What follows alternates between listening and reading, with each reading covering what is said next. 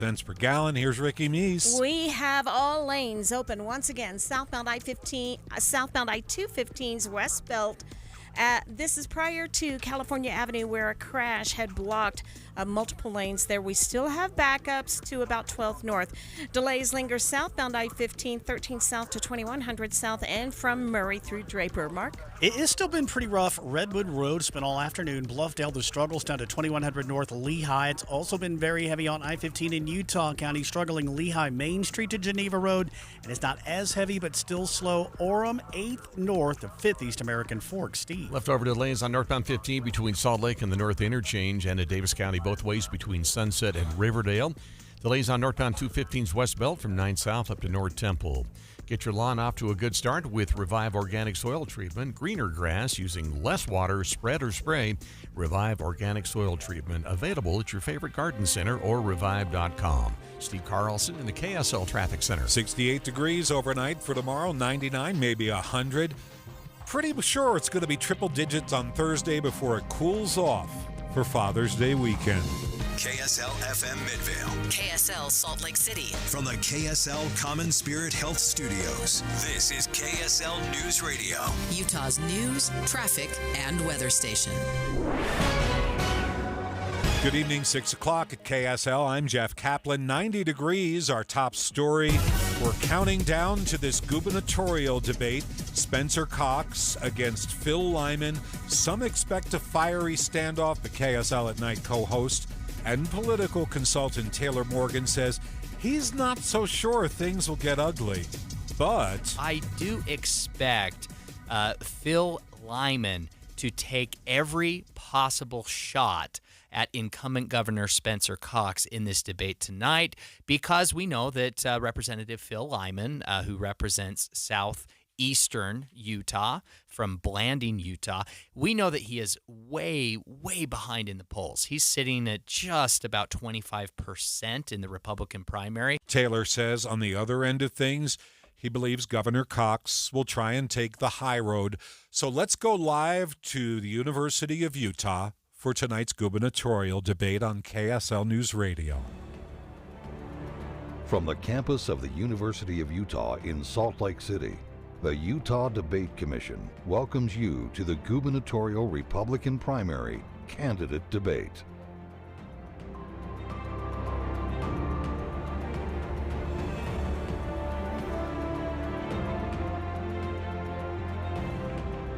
Good evening, and welcome to tonight's debate with Republican primary candidates running to be Utah's governor. I'm Caroline Ballard of KUER NPR Utah. It's my pleasure to moderate tonight's discussion, sponsored by the Utah Debate Commission, an organization dedicated to educating voters and encouraging the civil exchange of ideas. The candidates are Spencer Cox and Phil Lyman. If you are watching or listening live, you're welcome to send your reactions and questions on social media to the hashtag UTDebates. The format for this debate is as follows. Each candidate will have a predetermined time to respond to the questions, and on occasion there will be rebuttal time.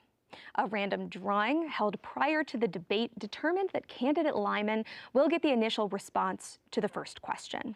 We'll then alternate turns on the remaining questions throughout the debate. All right, let's get started. And opening with this first question, as predetermined, we'll go to Mr. Lyman. So starting us off, what is it about you specifically that makes you the best person for this job? Thank you, Carolyn, and it's good to be here tonight. Thomas Sowell said, if you want to help people, tell them the truth. If you want to help yourself, tell them what they want to hear. And I've kind of taken that in my CPA firm as a mantra. Do people want the comforting myth or the harsh reality? And I'm willing to tell people the harsh reality. That's kind of what I do. And in Utah, we've got some harsh realities that we need to face. There's a lot of collusion, a lot of corruption that takes place in the policy making of Utah. These things that I've observed both at the county level, it's at the federal level, and at the state level, those things lead to bad policies that actually end up hurting people's lives. And I feel like we're at a point that it could become a crisis. And the good news of that is that there is a cure, and the cure is that people have a chance to vote. They have a chance to vote for a governor and lieutenant governor that will tell them the truth and the harsh reality. Thank you. Mr. Cox. Well, ladies and gentlemen, it's an honor to be here with you tonight. As a kid who grew up in the small town of Fairview in Sanpete County on a tractor, I never thought I would get an opportunity to serve in this position. They just don't let kids from Sanpete County do stuff like this. It's been an honor to serve as your governor over the past 4 years, as lieutenant governor before that for 7.5 years. I'm so proud of what we've been able to accomplish over these past 4 years. We passed the largest tax cuts in our state history ×5. We gave the largest raises to our teachers in our state's history, making us for the first time ever starting salaries in the top 10. People told me that would never be able to happen. And we gave parents more school choice. We've also protected life in our state, the life of the unborn. And we're holding social media companies accountable and empowering parents. There are so many other things we've been able to accomplish. I'm so proud of Utah. I've never been more optimistic about who we are and what we can accomplish when we work together. Housing affordability is a high priority for Utahns, especially after reports comparing median housing prices and wages estimate that Utah is one of the most expensive states in the nation. If elected, what would you do to make housing more affordable in our state? This question is for Mr. Cox. Yeah, so look, this is the single most important issue in our state right now. There is nothing that will hurt our state more in the future if our kids and grandkids can't afford to live here. And that's why I don't need to tell you what I can do. I'll tell you what we've already done. This past session, we worked tirelessly with legislators to pass the most comprehensive housing reform in the United States. Every state is looking at what's happening in Utah. We have to build 35,000 starter homes in this state. We have to make sure that our kids can own real property again. That is the American dream. So we are working with developers right now. They're going to be able to get loans. We're working with them to build these starter homes. These are homes under $300,000. That's where we're headed. That's what we're going to do. Look, this is a problem across the United States. It's a problem in every state. It's a problem in the developed world. Canada, the UK, everyone is struggling. Only Utah has the solutions, and you're going to see these homes start being built starting in just a few months. Mr. Lyman, same question. If elected, what would you do to make housing more affordable? Well, this is the comforting myth that we like to tell ourselves is that government is going to fix this problem. The truth is that free market principles are going to fix this problem. We have land in Utah. Senator Lee has got a Houses Act that will transfer some of that public land that makes sense, make it available to young people who want to build a house, who can't afford a house. Yeah, a median house price of $546,000, there is no way that young kids coming out of college can afford to have a house on a single family income or even on a double family income. We've got to do something to address the regulation costs. Right now, if you want to build a single-family home, it's almost impossible because all of the incentive is to build high-density housing in population areas that are already densely populated, or to build commercial buildings, or to go and build large mansions for people who can afford to pay for those. It's the small people that are getting left out. It's the average homeowner that's getting left out, and that's because of the policies that we put in place. And throwing money at it is not going to fix the problem. Utah continues to grow rapidly. It's also one of the driest states in the country. What can the state do to guarantee sufficient water supplies for people moving here now and for future generations? Mr. Lyman. Yeah, we do live in a desert, and so we're always cognizant of the water that we're using. We recognize that it's a limited resource. We have about 60 million acre-feet of water that fall on the state of Utah. We divert about 6 million feet of that, so a small percentage of that gets diverted into our reservoirs and our pipelines. Infrastructure is needed. We can divert more of that if we had the resources to do it. A healthy forest generates more water than an unhealthy forest. All of these things we run into are roadblocks the federal government puts in our way because we can't go on the forest to clean up the forest. We can't build the pipelines and the reservoirs that we need to supply that additional water. So instead, we go and we start spending more taxpayer money to buy up the water shares of alfalfa farmers, denigrating our alfalfa farmers, and when what we should be doing is improving our forests, improving the water supply, improving our infrastructure that delivers that water to the people in Utah. That's the solution that we've got that's the solution that is going to fix this problem. Mr. Cox. Yeah, look, this is one of the issues. We are a fast-growing state because we have kids and grandkids, and they need to be able to live here. I'm so proud of what we've done with water over the past couple years. We have changed over 180 years of water law in our state, and we are protecting our ag community. $250 million in investment in ag optimization so that our farmers can continue to grow more food with less water. That's freeing up water for development, for our kids and grandkids so that they can live here. I'm proud of how Utahns have responded. There's been a true sea change in the way we are approaching water. People understand that we do live in a desert. They're changing their habits. One of the most incredible things happened, Caroline, I have to share this with the people. Last year we had the greatest water year in our state's history, and every single expert told me that water usage would go up in a wet year, as it always has, and it did not. For the first time in our state's history, in a wet year, water usage stayed flat because we are changing it. Over $1 billion in investment from the legislature over the past 2 years in water conservation. We are surviving in this desert. Mr. Cox, we should move on. With the Dobbs case, the U.S. Supreme Court returned the regulation of abortion to the states. We've seen a wide range of new laws nationwide, and that's caused some concern for Republican voters. Do you believe states should control abortion laws, and what should Utah's laws be? Mr. Cox. Well, Utah's laws should be exactly what they are. We've been working on this for years in anticipation that finally the Supreme Court would do the right thing. This is something that should have happened 40 years ago. Roe v. Wade was wrongly decided, and it took that issue away from the states, which is why it has become so polarizing over the past 40 years. If you look at places like Europe and others, they've been able to figure this out without the animosity. Finally, we have a Supreme Court that did the right thing in returning this to the states. And we have worked very closely with the legislature to implement, again, we're protecting life, implement new laws that will protect life in our state. Now, there is a lawsuit going forward. We feel confident that we're going to win that lawsuit, but we've already taken care of this. So this is what states are supposed to do. The federal government is way too involved in major decisions. This is one that should be left to the states, and I'm really proud about Utah's solution. Mr. Lyman, same question. Would you like me to repeat the question? No, that's okay. So the legislature's been very active in this. I'm in the legislature currently in my 6th year there, and we saw this opportunity to send a strong message to the Supreme Court. Supreme Court, by the way, that was well positioned because of the appointments that were made by President Trump, and we felt that this was going to be a decision that came through. So we passed legislation that made Utah a state that would not have abortion when this bill came through.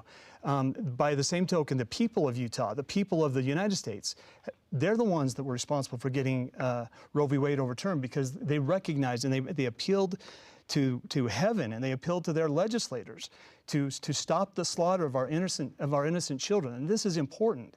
If we believe in the sanctity of life, then we do more than just write strongly worded letters. We stand up. We go to bat for these things. Honest people have rights too, and no place is that more important than in the lives of the unborn people. And I'm so proud of my colleagues in the legislature and the other people in this state that value that so dearly. This next question is a video question from a political science major at Weber State University. Let's see that. Hello, my name is Brexton Oleski Lee.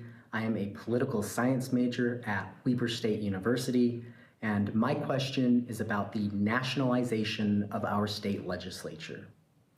As the political climate in our country has become more polarized over the past decade, it seems as though an increasing number of the laws that come out of our state legislature are more focused on the national conversation, while neglecting to address the issues at the state and local level. As a student, I was shocked to find out that many of the laws impacting education that came out of this year's session were based on model legislation that was not even written in our state. While these laws garner many headlines, they do little to address the needs of working families like my own. If elected, how would you address this issue, and what would you do to encourage the state legislature to get back to addressing state and local issues unique to Utah?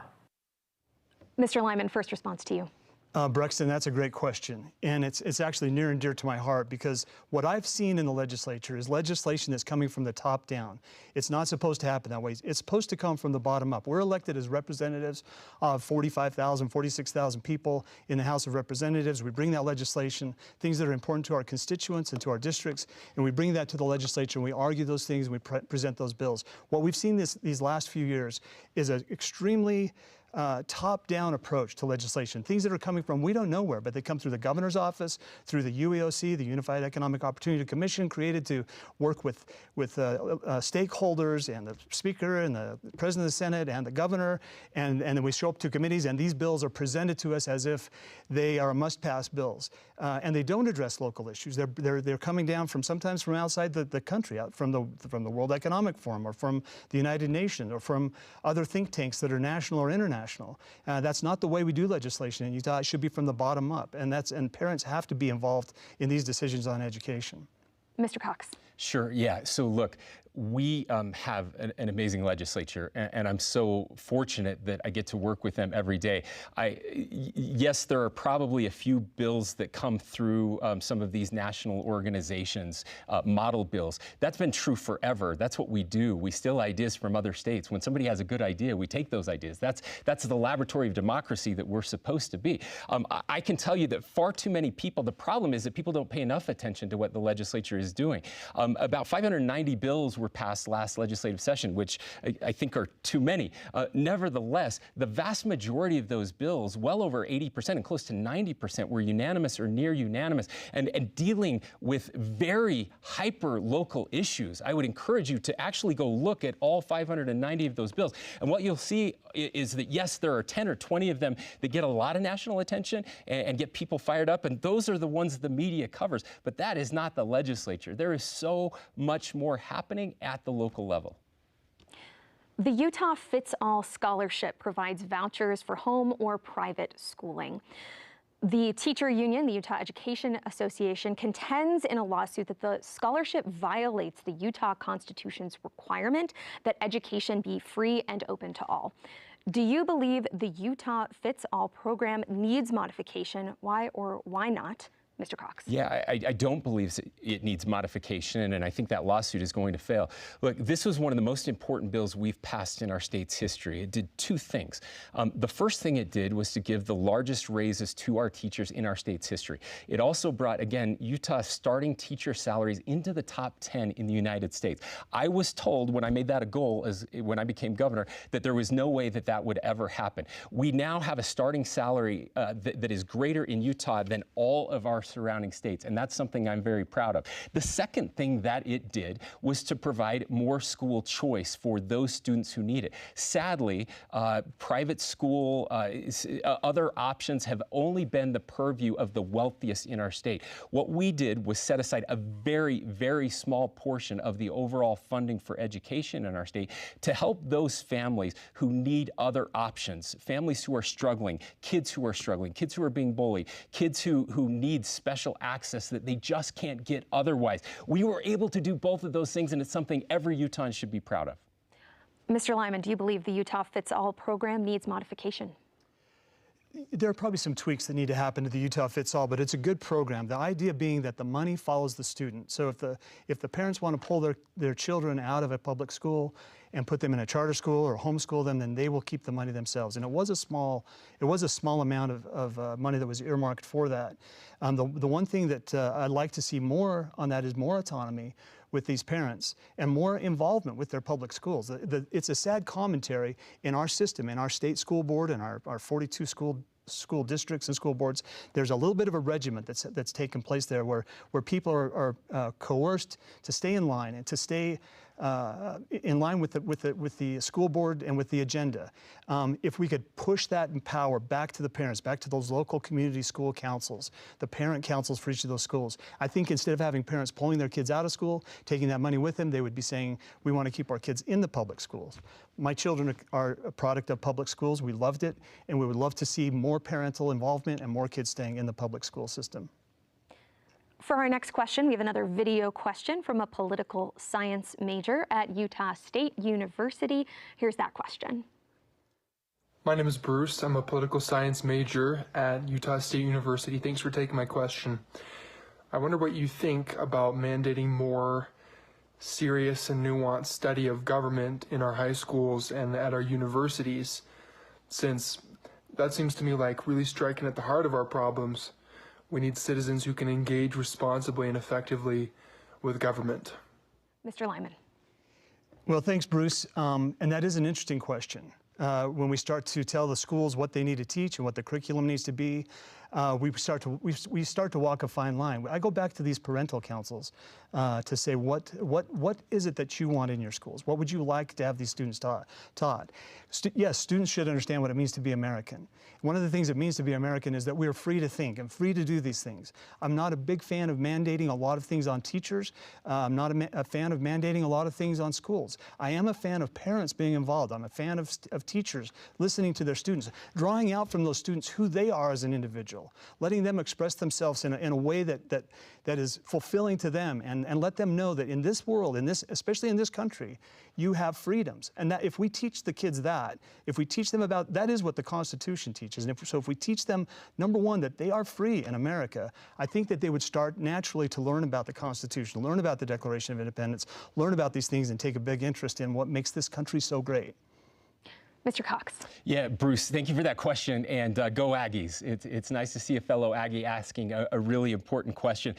First of all, I want to give a shout out to our public schools. I'm so proud of our public schools. My kids, too, are products of our public schools. We have some of the best teachers in the world right here in the state of Utah. And the answer to your question is absolutely yes. Yes, we do need more civic education taught in our high schools, our middle schools, our elementary schools. We do need the next generation of Americans to understand who we are as a country and why we are as a country. We need them to understand the founding documents of this country, including the Declaration of Independence, and this idea that our freedoms, that are these rights, these God-given rights, they don't come from a king, they don't come from government, they come from on high, and it's government's job to protect them. And among those are life, liberty, and the pursuit of happiness. And those are the values that our kids need to learn so that they can make proper choices, so that they can lead us as we move forward as a country. I'm desperately worried about what's happening on college campuses. We need better civic education. Mr. Cox, let's move on. The International Olympic Committee is expected to make its final vote in July on whether Salt Lake City hosts the 2034 Winter Games. Yesterday, organizers released their first budget estimates for those games. Total projected costs are just under $4 billion, but Olympics frequently go over budget. If the games do return, what should Utah's financial responsibility be to host the Winter Olympics? And Mr. Cox. Yeah, this is the easiest question we'll get all night. Utah's financial responsibility should be zero, and it will be zero. That's the best part about the Olympics coming back. Look, you guys, this is incredible, an incredible opportunity for our state. The second time we hosted the Olympics in 2002, it was the most successful Winter Olympics in history. Did not go over budget. In fact, there was a windfall that came to the state of about $100 million. We very wisely took that money and invested it back into these Olympic venues, so that if we had to, we could host the Olympics 6 months from now.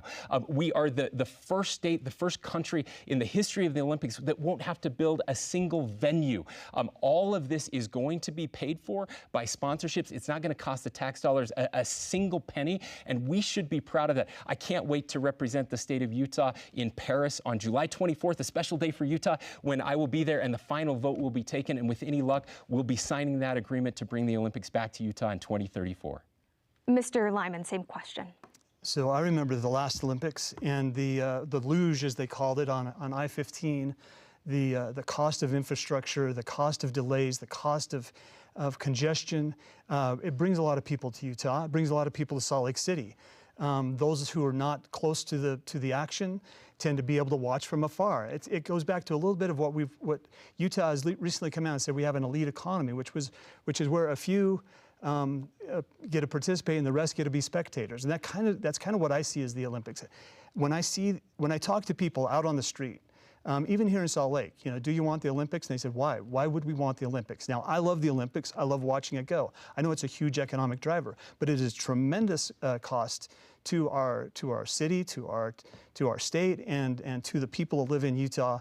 I don't believe if you took a poll in Utah that it would overwhelmingly be in favor of paying for and bringing the Olympics to Utah in 2030. Besides that, you've got all of the regulations for climate agreements that are tied to that. Thank you.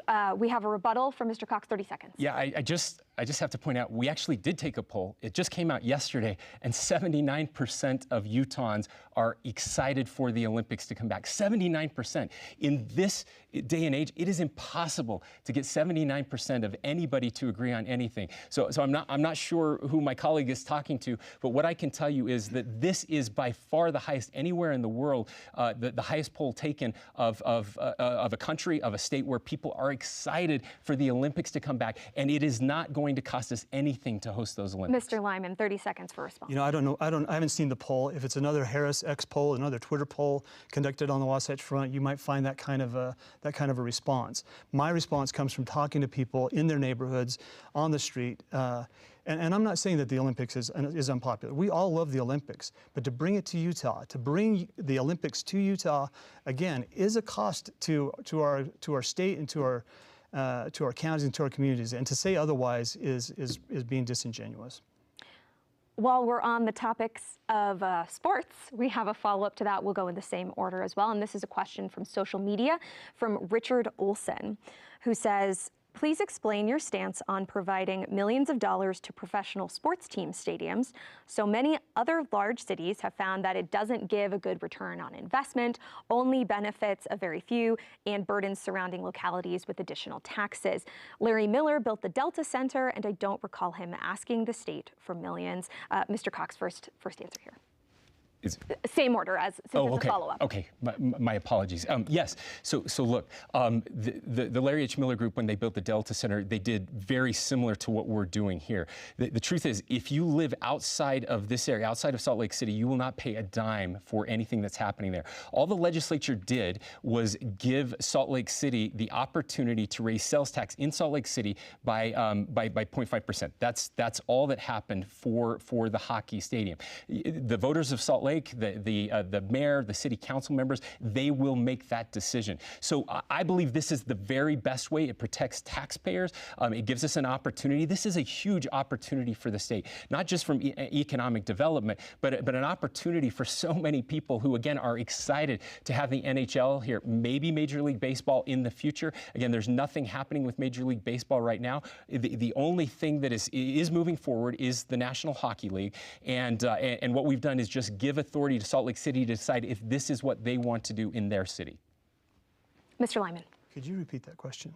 Absolutely.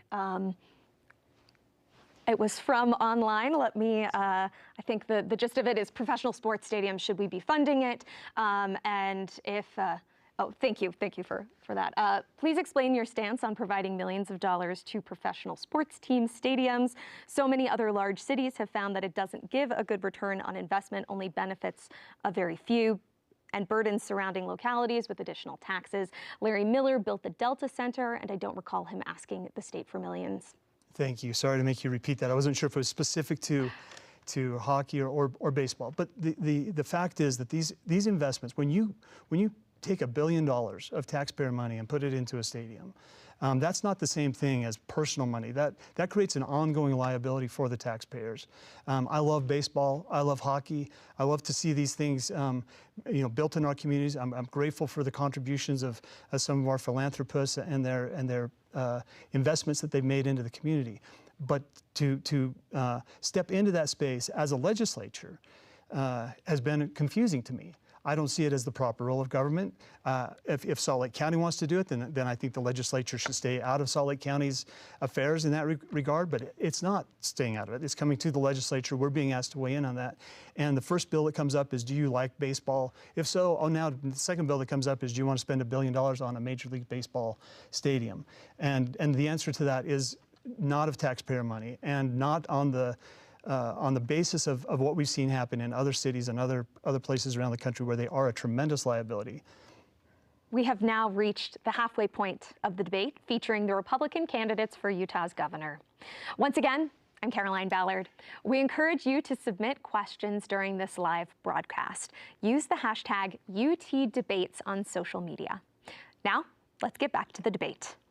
We have another question from online. This comes from Rob Norbut in Salt Lake City, who asks, what is your stance on the BLM, Bureau of Land Management, and U.S. Forest Service restricting public land use in Utah?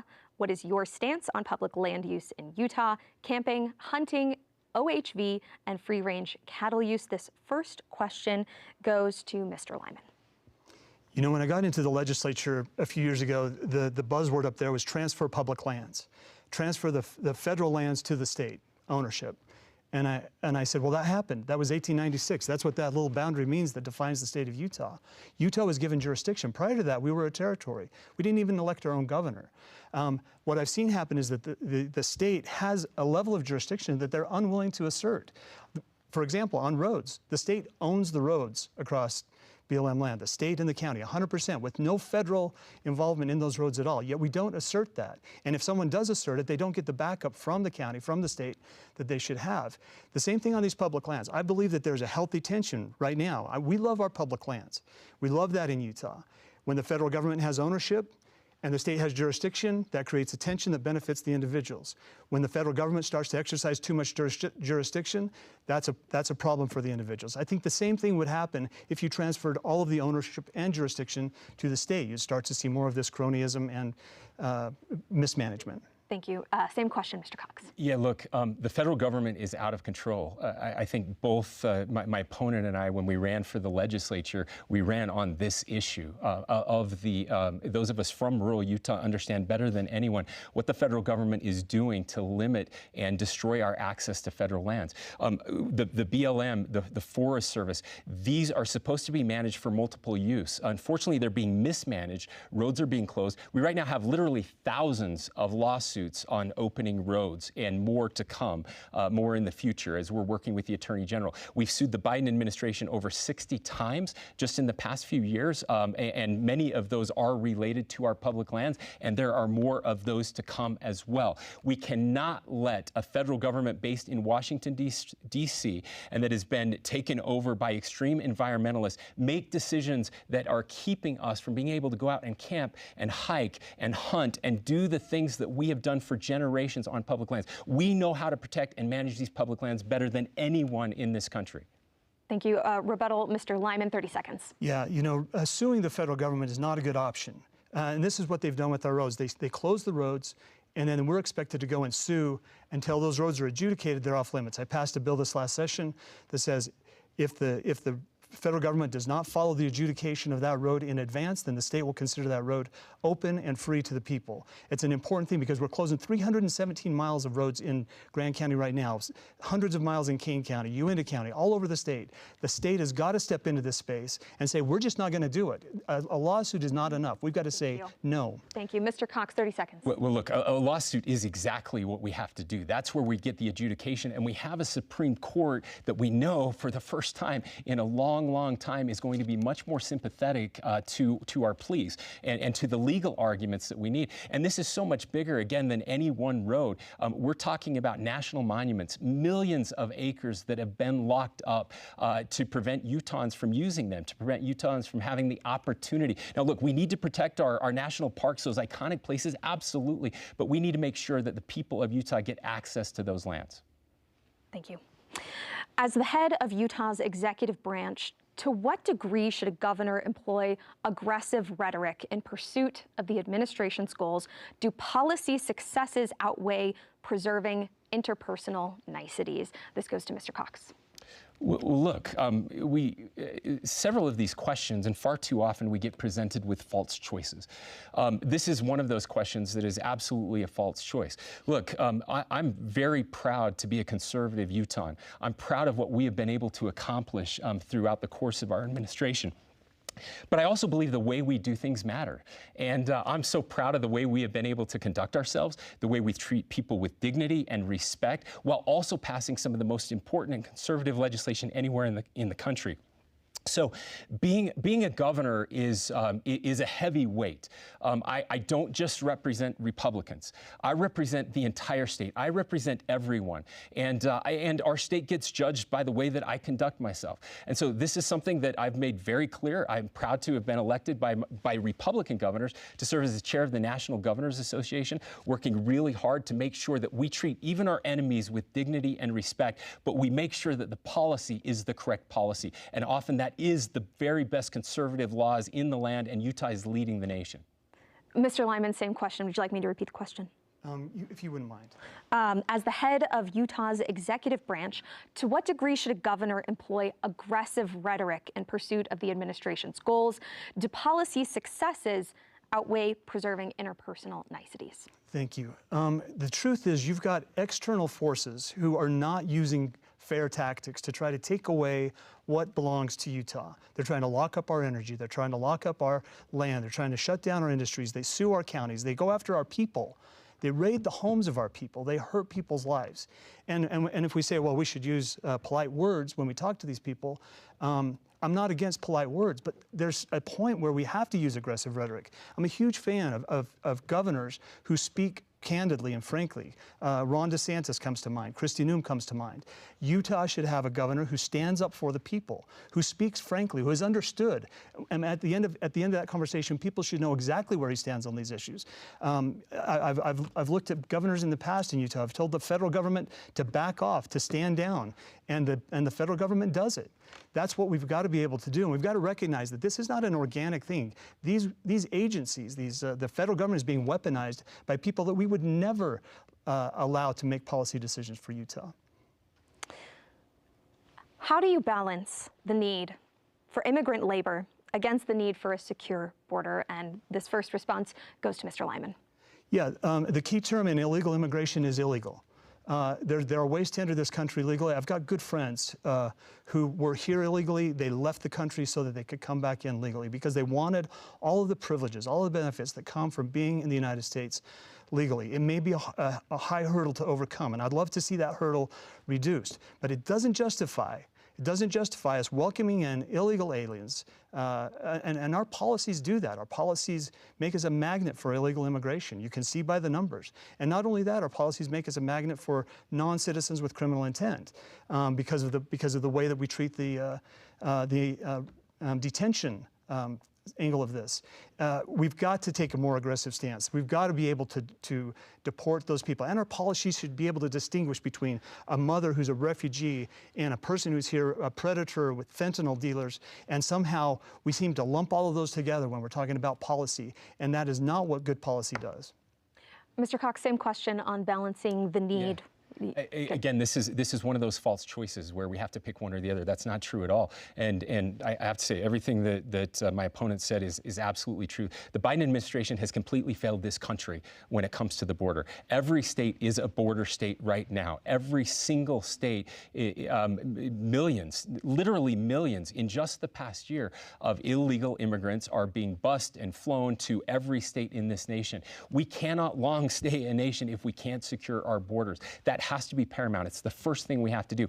And we have to fix legal immigration.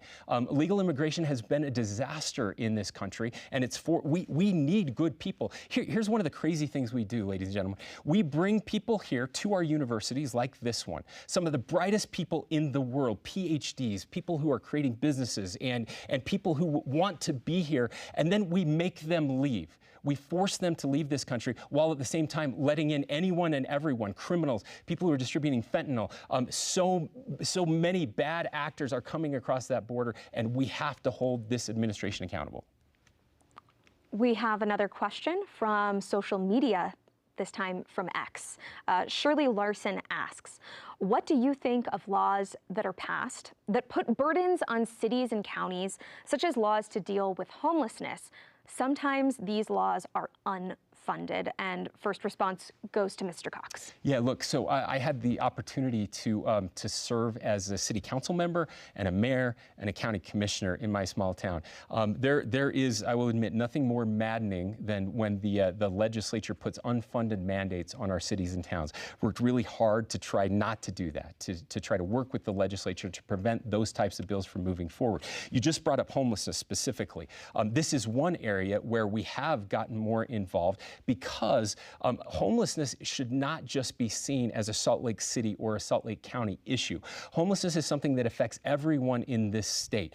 If you're homeless in Fairview, where I grew up, you don't stay in Fairview. You end up going to Salt Lake where the resources are. And so we've worked very closely, again, with the legislature. I'm proud of what we were able to do this year, working very closely to get additional resources and funding, and again, holding people accountable for those additional resources. But this is something where the state does have to play a bigger role. Same question to Mr. Lyman. This is one of those issues where, as a legislator, it's always frustrating to see us taking powers away from the local governments, away from the counties, overstepping our bounds with them. We don't like it when the federal government does it to us, and counties do not like it. As a county commissioner, I watch the same thing happen. Mandates that come down from the state, funded or unfunded, are inappropriate. What should happen is that counties, municipalities, localities make the decisions that they're most affected by. As soon as the legislature steps into that space and says, well, we've got the expertise to make a decision that your county or your municipality simply doesn't have the expertise to handle, what we're doing is overstepping, we're going against reality, because those people understand better what's affecting their communities than the bureaucracies and the people that are making those decisions at the state legislature. The policies that we have in Utah are to let counties, municipalities make their own decisions, and the legislature should respect that and stay out of those things, and we should be pushing more of the resources and decision-making and authority to the counties on the front end. While we're talking about the state's role with cities and counties, a follow-up question to both of you will go in the same order again. What do you think of efforts by the legislature to overturn ballot measures that passed by the voters? Mr. Cox. Yeah, sure. So thank you. The ultimate, according to the Constitution, the ultimate authority when it comes to lawmaking in this state, it ends with the legislature. So yes, the people have the ability to pass laws, and they can. The legislature also has the ability to amend those laws, but it should only be used very rarely. I've always said that I think it's a mistake when we overturn the will of the people. I think it's a good way to get voted out of office. I think that again, decisions made by the people are always better. And so only in the rarest of circumstances should we be overturning those. And sometimes that happens. Sometimes a ballot initiative passes where there are issues with the initiative, the implementation of the initiative, where that can't happen. But by and large, I do think it should be rare when we have citizen-led initiatives. But when those initiatives pass, we should try the best that we possibly can to respect the will of the people. Mr. Lyman, same question. Citizen initiatives and referendums are a valuable part of the way we run the government. They do ultimately have the authority to do those things. The legislature has stepped in recent years, making it harder for those initiatives to pass, harder for those referendums to get through. There's a signature gathering process that is onerous for those people that want to gather signatures and pass a referendum. And then the hurdle of clearing those signatures has been also onerous with the Lieutenant Governor's office, who counts those signatures. We should make that process more liquid, more available to the people. I recognize the problems that come with that. Those are the problems that come with liberty. And I'd rather have the problems of too much citizen input than too little citizen input. If they understand that they can pass laws, maybe the representatives would be more responsive to those needs of the citizens on the front end, rather than forcing it into a place where they're going and getting a referendum. Let's move on to a new topic. This year, the state legislature passed SB 240. This law makes elected officials' calendars private, not public documents. Do you think the governor's official calendar should be a public document? This goes first to Mr. Lyman. That was an interesting bill. And if on the front end, if you understand that what you're putting on your calendar is public, I'm all for making that public. The problem with this bill is that it came in after the fact and said, whatever's on that calendar, we want to see it. that's an invasion of a person's privacy. They should at least be able to go through and say, well, if I'm going to turn that calendar over to the public, there may be some things on there of a personal nature that I would not include in that calendar. I would love it in our GRAMA government records requests if all of the records were available. And we're going to get to that point in the state with AI and the ability to redact records automatically to where people have so much access to the information. But as far as an individual's personal life, whether you're a legislator or a governor, you still have a personal life and you're entitled to that privacy. Mr. Cox, same question. Yeah, that's the right answer. Look, whether it's public or private, I've always felt that my calendar should be public. We've always made my calendar public, and we will continue to make my calendar public. But that's the right answer. It was not clear that, in fact, it was pretty clear that it was not a public document, and then there was a push to make those public, and the legislature responded accordingly. So that's the right answer, and I will, if reelected, I will continue to make my calendar public. The state of Utah passed a law this year that will force a coal-fired power plant to stay open past the dates its company intended. That company was not in favor of how the state went about this. Should the state government be involved in determining private business policy? Why or why not? First to Mr. Cox. Yeah, so in general, the state government should not get involved in private affairs. The creation of power and electricity in our state has always been outside of just purely private affairs.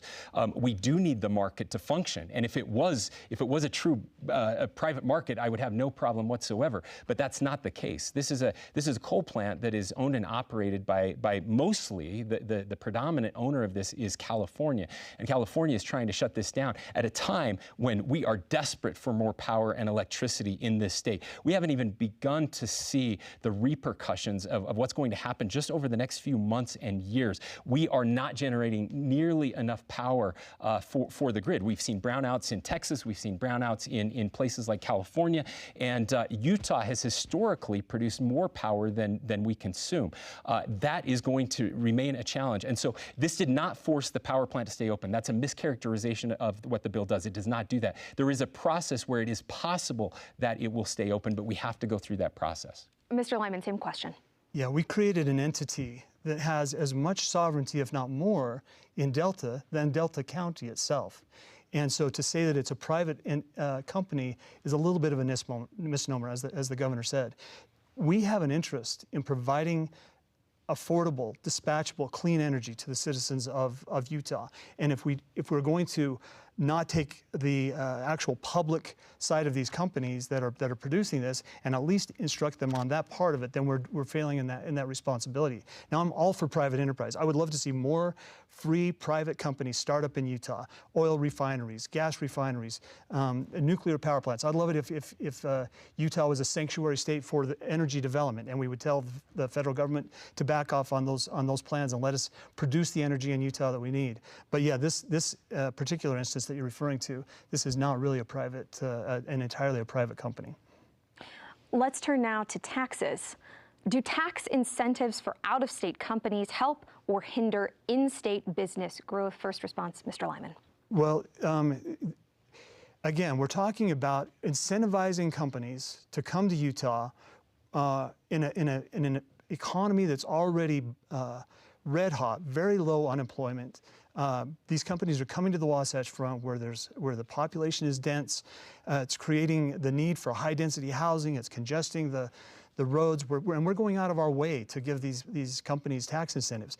Now, I like companies, I like big companies, but not to go out and recruit them to come to Utah. If they want to come to Utah, they should be coming here because we have the best workforce in the nation, because we have the best climate in the nation, because we're family friendly. All of these things that attract these companies to Utah. If we have to go a step further and give them tax incentives to bring them here, not only are we creating the problems that we're trying to resolve in our water and our congestion, but it's not fair to those companies who've already invested their time and their energy and their livelihoods to build up a company in Utah. And that is not, again, it's not the proper role of government to pull companies into Utah. Same question, Mr. Cox. Yeah, so sadly, every state in the nation has tax incentive programs to incentivize businesses to relocate or expand.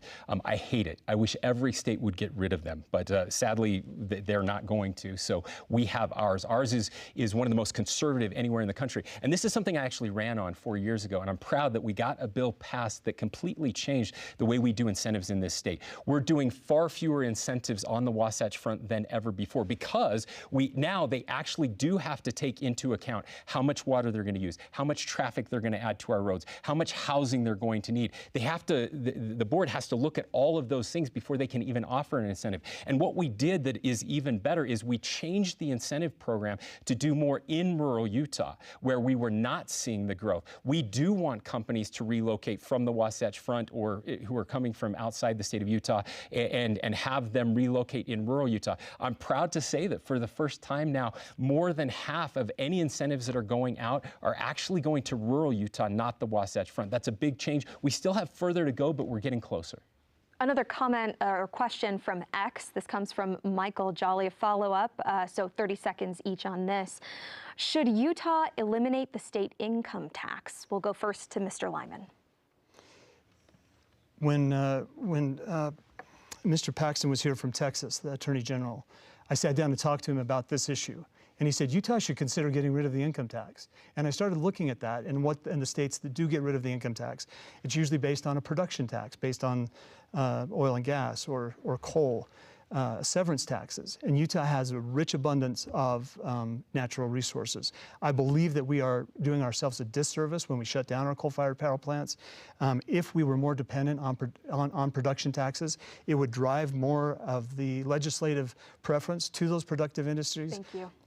Thank you. Mr. Cox. Yeah, I would love to be able to get rid of the income tax, and that's exactly right. In the states that have been able to do that, they've been able to do it by putting an excise tax on those natural resources. And the benefit that Texas and others have is that most of their land is private land, not public land, and they don't have the federal government controlling things. That's where we have to push back. Once we win at the Supreme Court and we're not relying on the federal government, we would be able to make that change.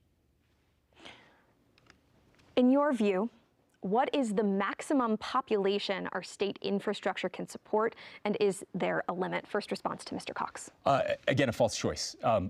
There is no actual limit to what infrastructure and industry and innovation can allow in our state. I want to make sure that our kids and grandkids get to live in the best state in the nation. I'm proud of what we've been able to accomplish that makes us literally the best state in the nation. That's not me talking. U.S. News and World Report look at 70 different categories, over 1,000 data points, and for the second year in a row, Utah was named the best state in the nation. Now, I would love, as I said, I would love to build a wall around Utah and make California pay for it, but we can't do that. So what we have to do is we have to be really smart. Growth is neither good nor bad. Growth is neutral. The way we respond and invest in infrastructure makes the difference of keeping a quality of life high, making sure that we're building enough starter homes so that our kids and grandkids can live here, making sure that we're being really smart about how we use our water. We are doing all of those things. The state of Utah has invested more in infrastructure over the past 4 years since I've been governor than any state in the nation, and more than any time in our state's history, so that we can keep the quality of life high and keep our kids and grandkids here. Mr. Lyman. This is a big state, mostly owned by the federal government. There is space. There's space to branch out. There are places where communities should exist. I've got a few in mind that could have towns the size of Page, Arizona, or even St. George. A number of those on the southern end of the state. We owe it to those communities to allow them to grow and to evolve in their own natural, organic way. As soon as government comes in and says, well, you can't build here because of some endangered species or because of some environmental hazard, and you must build here because we're going to throw a bunch of money into this, or we want people into these urban areas. And this is what we've seen. We've seen a compaction of people into the urban areas. Utah is one of the most urban states in the nation. Even though we have all of this land, most of the people live in the city, and we occupy 1 or 2% of the land mass for our communities. We could definitely expand that out and provide the infrastructure for a lot of growth. We'll move now to a short answer portion, 15 seconds for each response. First question, how much of the state's water should go to alfalfa production? Mr. Lyman. Those farmers that grow alfalfa are the ones that created that water supply. And we don't ship the water off when we ship off the alfalfa. It's dry alfalfa. Anybody that's hauled hay knows that that's the case. I applaud our alfalfa farmers, and the more water they're putting on that alfalfa, the better, I say. Mr. Cox. Yeah, alfalfa is a wonderful crop for our state. It survives drought because you can dry it up. So in the dry years, alfalfa farmers stop watering. We cut our farm production by 75% 2 years ago during the driest time of the year. We save water. We built those water systems. Our alfalfa farmers are a godsend to this state, and I'm proud to be one of them. We've now reached the end of the debate. A random drawing held earlier determined that the first closing statement would go to candidate Phil Lyman.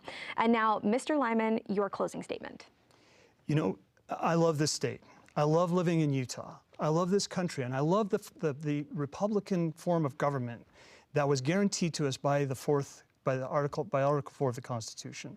And that is a government where the people are empowered.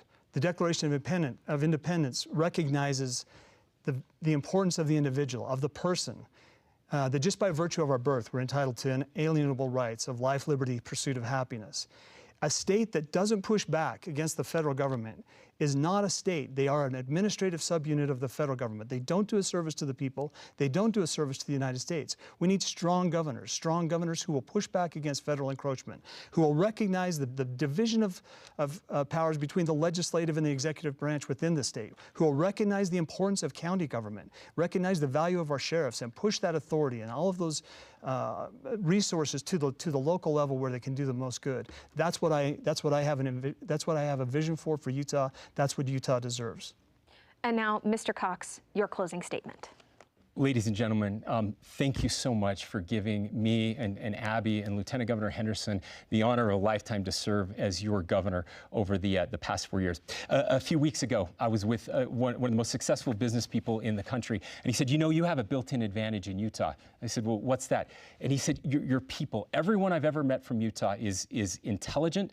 They work really hard. They are honest. They love their neighbors and their communities, and they care about their families. We kept talking, and then he said to me, you know, those are Utah values, but they used to be American values. We need Utah's values to be American values again. Ladies and gentlemen, we live in the greatest state in the greatest country on earth. I am so proud of who we are, that is our brand. When people look at Utah, that is what they see. Our country is desperate for that kind of leadership. Our country is desperate for Utah's values. Thank you for what you are doing to keep Utah the best state in America. Thank you, candidates Spencer Cox and Phil Lyman, for participating tonight and for your dedication to public service. Election Day is Tuesday, June 25th. Contact your county clerk if you have any questions about making your vote count in this election. We greatly appreciate PBS Utah for donating the production facilities to broadcast this debate. We're also very grateful for the Larry H. and Gail Miller Family Foundation, Zions Bank, the George S. and Dolores Dore Eccles Foundation, and the Stewart Family Foundation for their generous support of the Utah Debate Commission. This debate and others from previous years are available online at utahdebatecommission.org. I'm Caroline Ballard. Thank you and good night.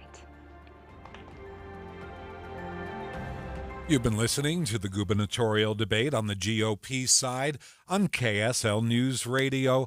This is Jeff Kaplan. It's a debate that was interesting for himself foremost as a states' rights Republican, first and foremost, but I'm not a political analyst. I'm a news anchor. For the political analysts, you'll have to stay here. KSL at Night with Taylor Morgan and Leah Murray coming up just after the 7 o'clock news right here on KSL News Radio. Email from school about the incident today. Scary. Tell me about it. Did you have any idea that was going on? None. I mean, you saw Derek at the game last night too. Did you have a clue? No, but you know, teachers like me, kids. Half the time, it's rumors. It can be hard to tell sometimes, but if you're ever concerned about a friend who's having trouble with alcohol, prescription drugs, bullying, violence, anything, you need to tell an adult. Mom or me, a teacher, coach, school counselor, someone you know and trust. Dad, no kid is gonna tell an adult about that kind of stuff. I get it, but if we don't know, we can't help. Speaking up about a problem, that's what helping a friend is all about. For more information, visit underagedrinking.samhsa.gov. Social Security is with you through life's journey from birth to retirement. As your life changes year to year, so do your needs. For over 80 years, Social Security has helped to meet your needs and is committed to improving access to the services that make a difference in your life. Today, you can verify your earnings, estimate your future benefits, apply for retirement, manage your benefits, and even change your address, all from the comfort of your home. Social Security's online services help put you in control with secure access to your information anytime, anywhere, allowing you to spend more time with family, friends, or simply just enjoying the day. Social Security, securing today and tomorrow. See what you can do online at socialsecurity.gov. Produced at U.S. taxpayer expense. Most of us like to be out in the sun. That's why sunscreen and other safety measures are key to protecting your skin from aging and cancer. The FDA recommends using a sunscreen with an SPF of 15 or higher. Also, look for broad spectrum on the label. That means both harmful ultraviolet A and B rays are blocked. Remember, SPF plus broad spectrum equal healthy fun in the sun. Visit www.fda.gov/sunscreen for more information. A message from the U.S. Food and Drug Administration. KSL FM Midvale, KSL Salt Lake City. This is KSL News Radio, Utah's news, traffic, and weather station. 7 o'clock at KSL News Radio. I'm Claire Scott. KSL's top local story this hour. The debate between gubernatorial candidates Spencer Cox and Phil Lyman has just concluded. When asked about if Utah should eliminate the state income tax, both candidates agreed the answer was yes. And the states that do get rid of the income tax, it's usually based on a production tax, based on oil and gas or coal. Severance taxes, and Utah has a rich abundance of natural resources. That's exactly right. In the states that have been able to do that, they've been able to do it by putting an excise tax on those natural resources. Continue listening for a complete breakdown of the debate tonight on KSL Night, coming up at 7:05. Our top national story this hour from ABC News. An appeals court in California has decided the state can ban gun sales on state property. California's law prohibiting the sale of guns and ammunition at places like fairgrounds and on other state property can stay in place, according to the Ninth Circuit Court of Appeals, a 3-judge panel unanimously finding California's ban is constitutional. Gun advocacy groups said their freedom of speech and right to bear arms are being violated. The court said no, the banning the sale on state property doesn't constrain anyone's ability to keep and bear arms. Alex Stone, ABC News, Los Angeles. Coming up, temperatures nearing triple digits tomorrow. KSL weather is next. KSL News Time, 7:01. Want to save on some of the biggest names in streaming on the network made for streaming? X marks the spot. Now through September 21st, get 150 megabit Xfinity Internet for 12 months with a 1-year contract. And for just $15 a month, they have the new Stream Saver that includes Peacock, Apple TV Plus, and Netflix. That's Xfinity Internet and Stream Saver for just $35 a month. All your favorites all in one place, only from Xfinity. So go ahead and binge some shows, stream some movies, and save some money all at the same time. For more watching and less spending, X marks the spot. Switch to Xfinity, the network made for streaming, and bring on the good stuff. Go to Xfinity.com, call 1-800-XFINITY, or visit a store today. Restrictions apply. Internet offer requires paperless billing and auto pay with stored bank account. Equipment taxes and fees extra after promo. Regular rates apply currently $54 a month. Actual speeds vary. Stream Saver requires Xfinity, Internet, or TV, and price subject to change. I want to learn how to cook, but I keep ordering takeout. Accomplishing goals is hard, but when your goal is to learn a new language, Babbel makes it easy. In just 15 minutes a day, Babbel will help you start having conversations in as little as 3 weeks. Words and phrases you'll actually use. So when someone asks, "How's your French going?" you can say, Babbel facilite grandement l'apprentissage d'une nouvelle langue. Now try Babbel for free at Babbel.com. That's Babbel.com. Babbel.com. Score free gifts for the greatest dad this Father's Day at Lowe's. Get 2 free select DeWalt tools with your purchase of a 20-volt max battery 2-pack, up to a $438 value. And get a free Werner 2-foot aluminum ladder with purchase of an 8-foot fiberglass ladder. Visit us in-store or online for more deals you can't beat. Lowe's knows dads. Lowe's knows home improvement. Valid through 6/12. While supplies last. Selection varies by location.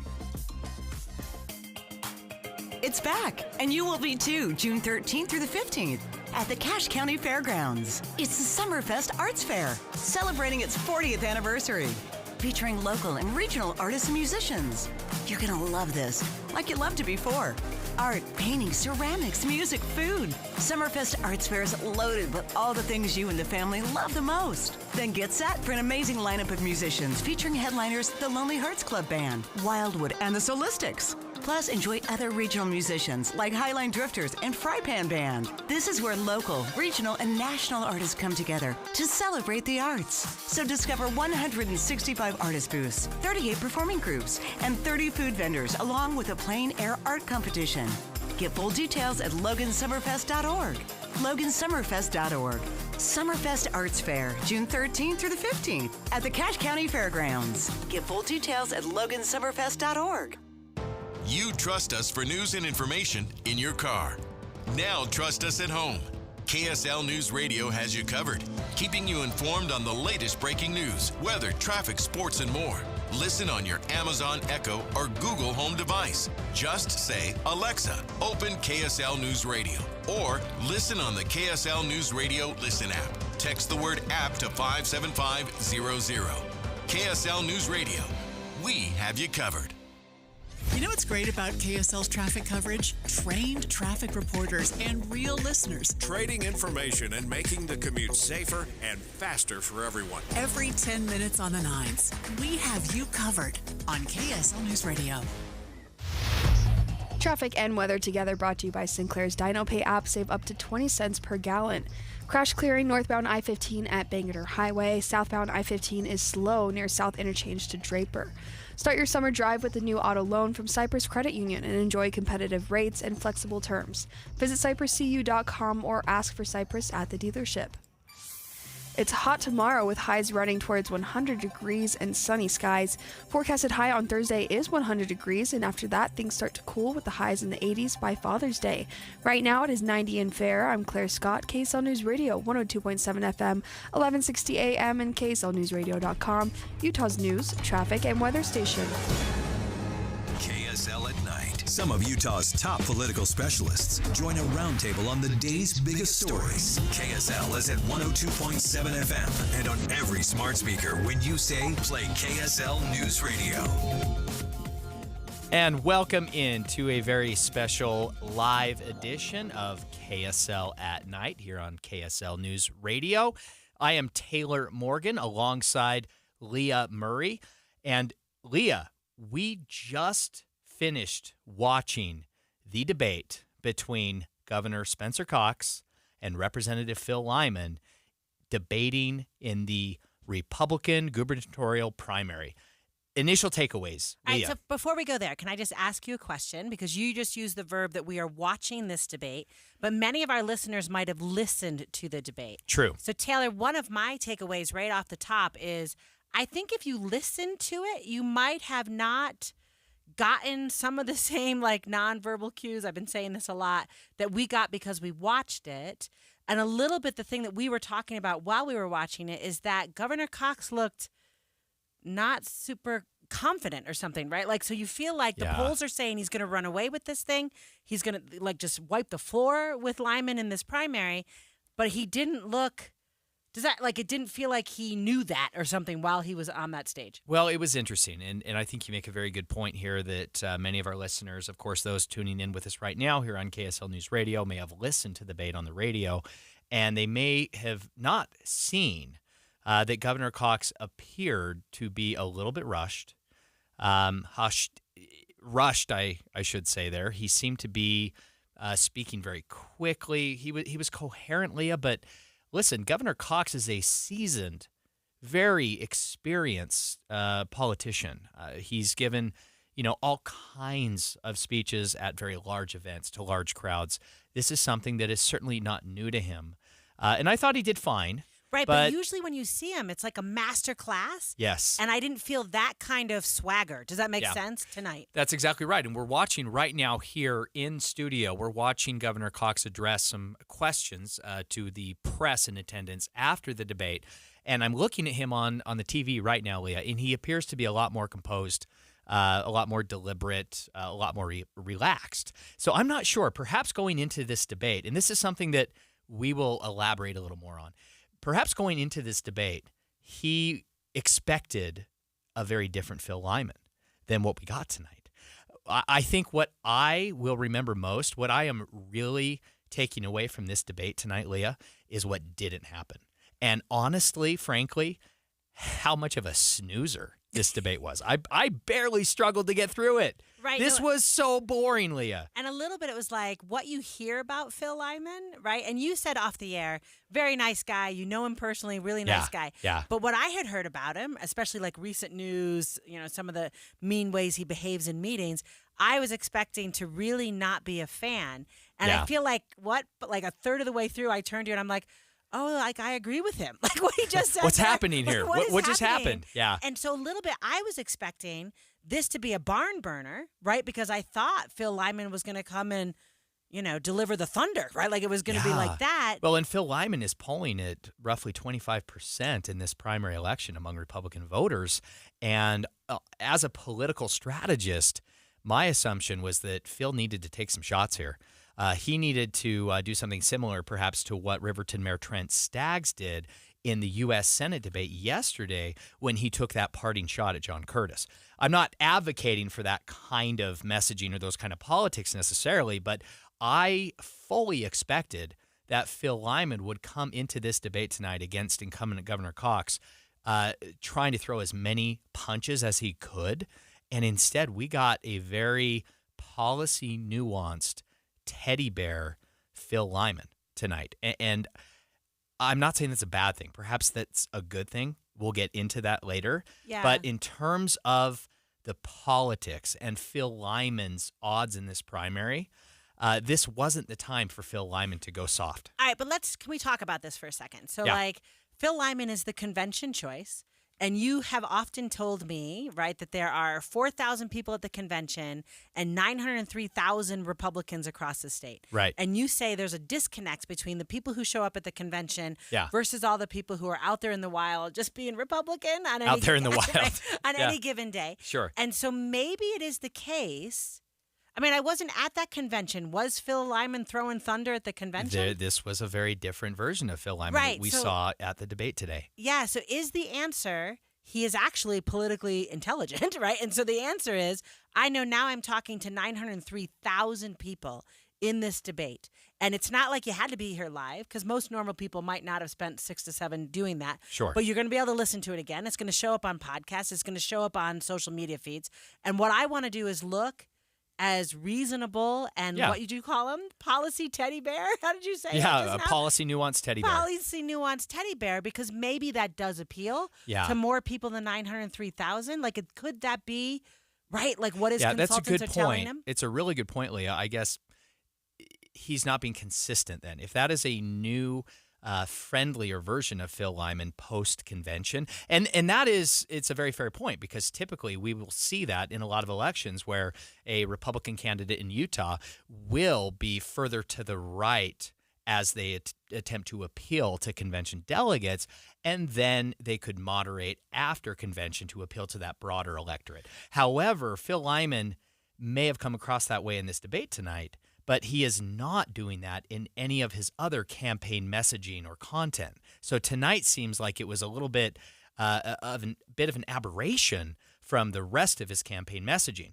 And again, I want to be super clear here. I am not advocating, right, for more aggressive, bomb throwing and the worst kind of politics. That's not what I'm advocating for here. What I'm saying is that just strategically for Phil Lyman, he has ground to make up here. He's running against a very well-known, well-liked incumbent. And Phil Lyman, it's not that Phil Lyman didn't even land, or not that he didn't land shots or hits tonight, Leah. It's that he didn't even swing. So let me ask you a question. Just in there, what you were talking about, this is a different Phil Lyman, and that you felt like the messaging is different from the campaign to what we saw in this debate. But did you feel like any of the policy positions changed? Like, so my question kind of is what you just said, right? You might run to the right, and you'd run to the left if we were a state that had Democrats, right? Like they would run to the left to get to the convention. You'd run a little bit left to right to get to a primary. Yeah. And then when you come into a general election, you modify. And the goal is to try not to be a hypocrite, right? So you don't want to have said X, Y, Z. You want to be like X, X prime, X double prime, right? You want to be like shades of your same message.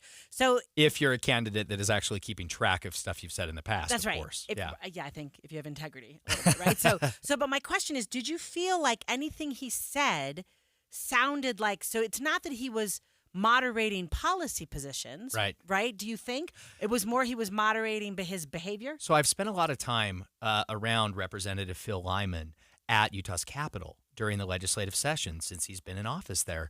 And the Phil Lyman tonight on stage in this debate was very much like the very policy detailed representative from Blanding, Utah, that serves in the Utah State Legislature. In the weeds on policy, talking about some details, very mild-mannered in tone. That is very different than the broadly curated public political persona that Phil Lyman has crafted for this campaign. I like it. I like it a lot. It's just not going to win this primary election. Okay, so coming up next, we're just going to keep talking about this We have gubernatorial so debate. much to talk about. Again, boring debate, Leah, but I want to talk about why I thought it was boring. We will get into that, listeners, coming up after the break. You know KSL is the only news radio for your car, right? The only news radio for your smart speaker. Come here in the morning. It's the latest news and traffic. In the afternoon, news and updated weather. We have you covered at KSL News Radio. We're about to bury the needle. High pressure's going to build back. Another round of high heat will move on in. And it's only June. Extra hot, extra early. Stay updated on the steamy forecast for this week. Get a reliable KSL forecast every 10 minutes on the 9s, mornings and afternoons on KSL News Radio. You've been working so hard to keep your lawn and garden looking good. Maybe it's time to make your home look incredible with new window frames and double-pane glass from Advanced Window Products. If you can imagine it, they can create it at their factory in Salt Lake City. Any style, any color, security enhancements to keep your family safe. All this and factory direct pricing. You're buying local and paying less. So seal up your home and reap the energy savings with Advanced Window Products, where they've been creating windows for 38 years. No subcontractors, they're not resellers. They build the windows, they install the windows, and they guarantee them for life. And right now at their summer special, get an extra $2,500 off on 10 windows or more. They offer 0% financing and even buy now, pay later. Busy season's just hitting. Call now. Advanced Window Products, $2,500 off. But you have to call 801-850-9100. That's 801-850-9100. Or go to advancedwindowsusa.com. Do you spend all day staring at screens? Whether it's your phone, computer, or television, too much screen time can have a serious impact on your eyes, causing eye strain, nearsightedness, fatigue, and even headaches. Now, protecting your eyes is easier than ever with new Nordic's Blueberry Eye Supplements. Specifically formulated to improve eye health, new Nordic's Blueberry Supplements not only protect your eyes, but help improve night vision as well as relieve and minimize eye fatigue and damage caused by digital devices. Only New Nordic uses wild Swedish blueberries because of their superior concentration of color pigments. These pigments are vital to eye function, macular health, and your overall vision.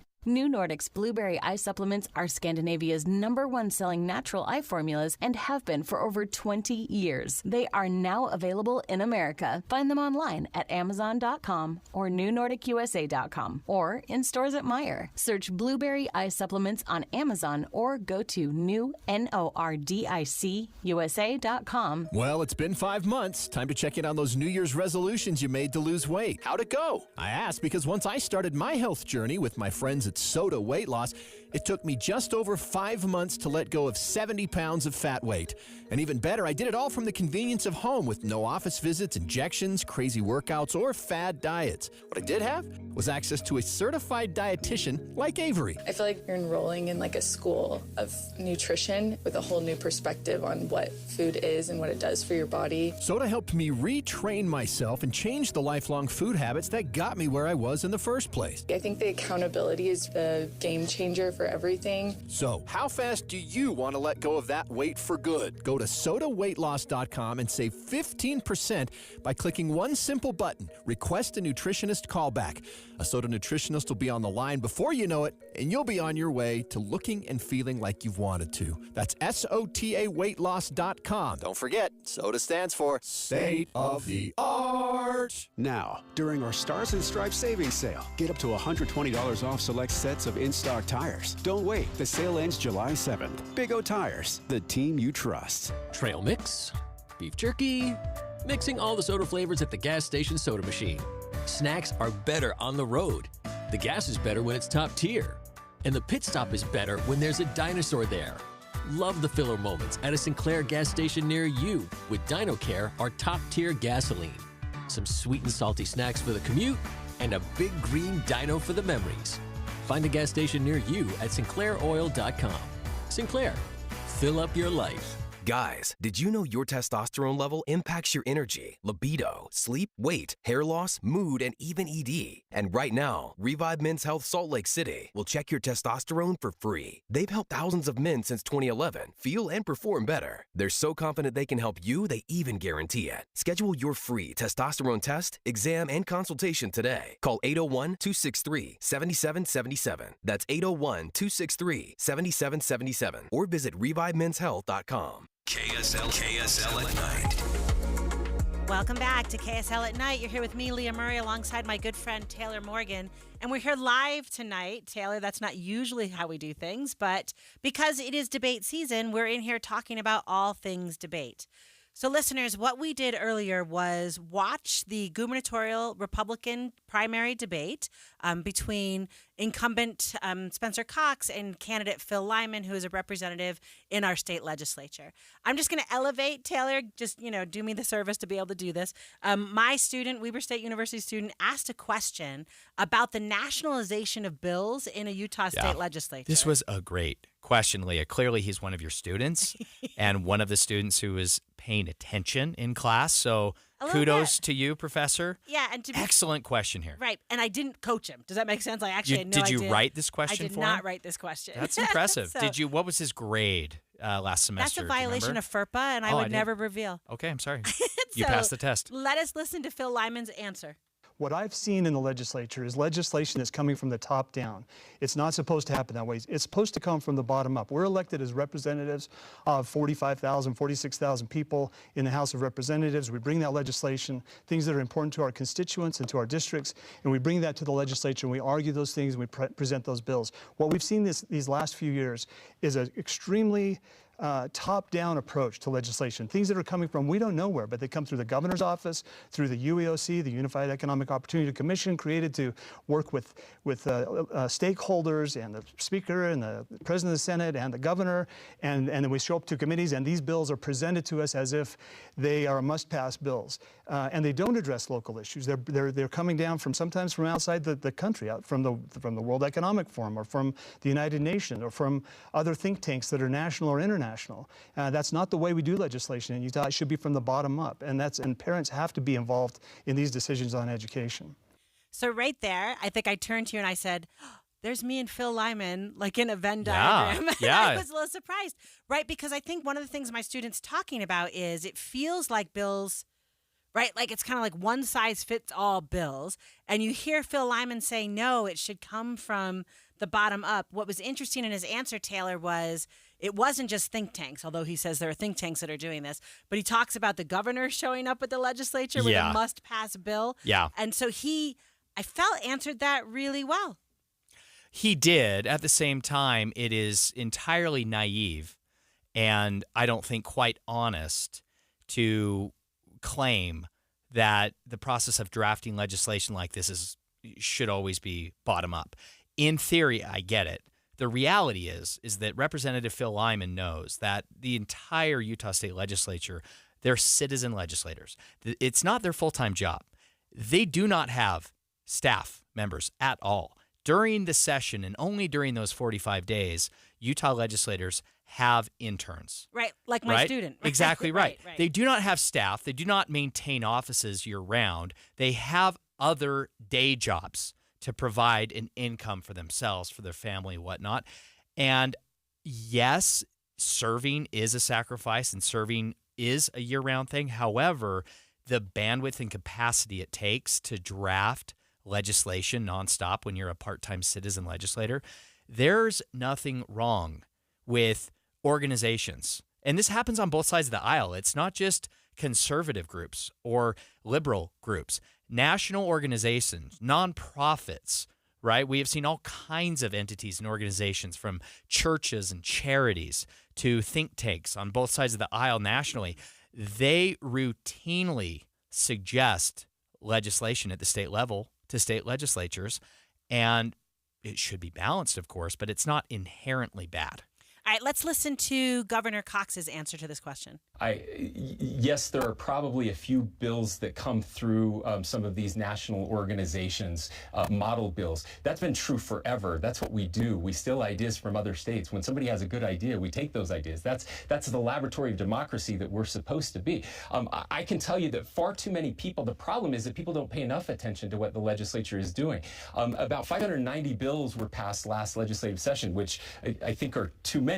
Nevertheless, the vast majority of those bills, well over 80% and close to 90%, were unanimous or near unanimous, and dealing with very hyper-local issues. I would encourage you to actually go look at all 590 of those bills. And what you'll see is that, yes, there are 10 or 20 of them that get a lot of national attention and get people fired up, and those are the ones the media covers. But that is not the legislature. So talk to me for just a minute, because you live up on, Capitol Hill when it is the session, right? You were up there at the state capitol. Is it the case that Governor Cox, or if a governor, whoever the governor is, do they have the staff? Meaning, do they move in that legislative space like you just talked about interest groups doing? Like, so they would show up with written bills? The governor's office does work hand in hand with the legislature, with legislative leadership in both parties throughout the year, to work on legislative priorities and potential legislation. That process does happen year-round to some extent in the governor's office, because that is a function of the governor's office, is to identify gubernatorial priorities, whether it's issues or policies or technical changes in the code, right, or appropriations. The governor also releases his legislative funding priorities ahead of the session, and also makes policy suggestions when it comes to legislation. That is a very routine, normal thing, as Governor Spencer Cox explained there. I want to get to the heart of this question, I think, and this young man was a student, and perhaps you have a better sense of what he was referring to. When I heard him ask this question, my mind, Leah, immediately went to the bills we saw this last session, the DEI bill, and also the transgender bathroom access bill. Those were bills that we had seen modeled in other Republican-dominated states, legislatively dominated. And they were then taken and tweaked and passed here in Utah. That's what I initially thought of. Yeah. Where did your mind go? No, I think that's probably what he was asking. But the thing that I thought was interesting was both candidates kind of took it in their own direction. Yeah. Right? So what Phil Lyman did, I thought was cool, right? Like and he gets into things should come up from the counties. And I was a county commissioner, like later in the debate, he talks about that. Yeah. And then you've got Spencer Cox saying it's about the laboratories of democracy. So I think my students was probably saying, I've got a problem with model legislation. Yeah. Right? He didn't actually say that, but I think he was probably there.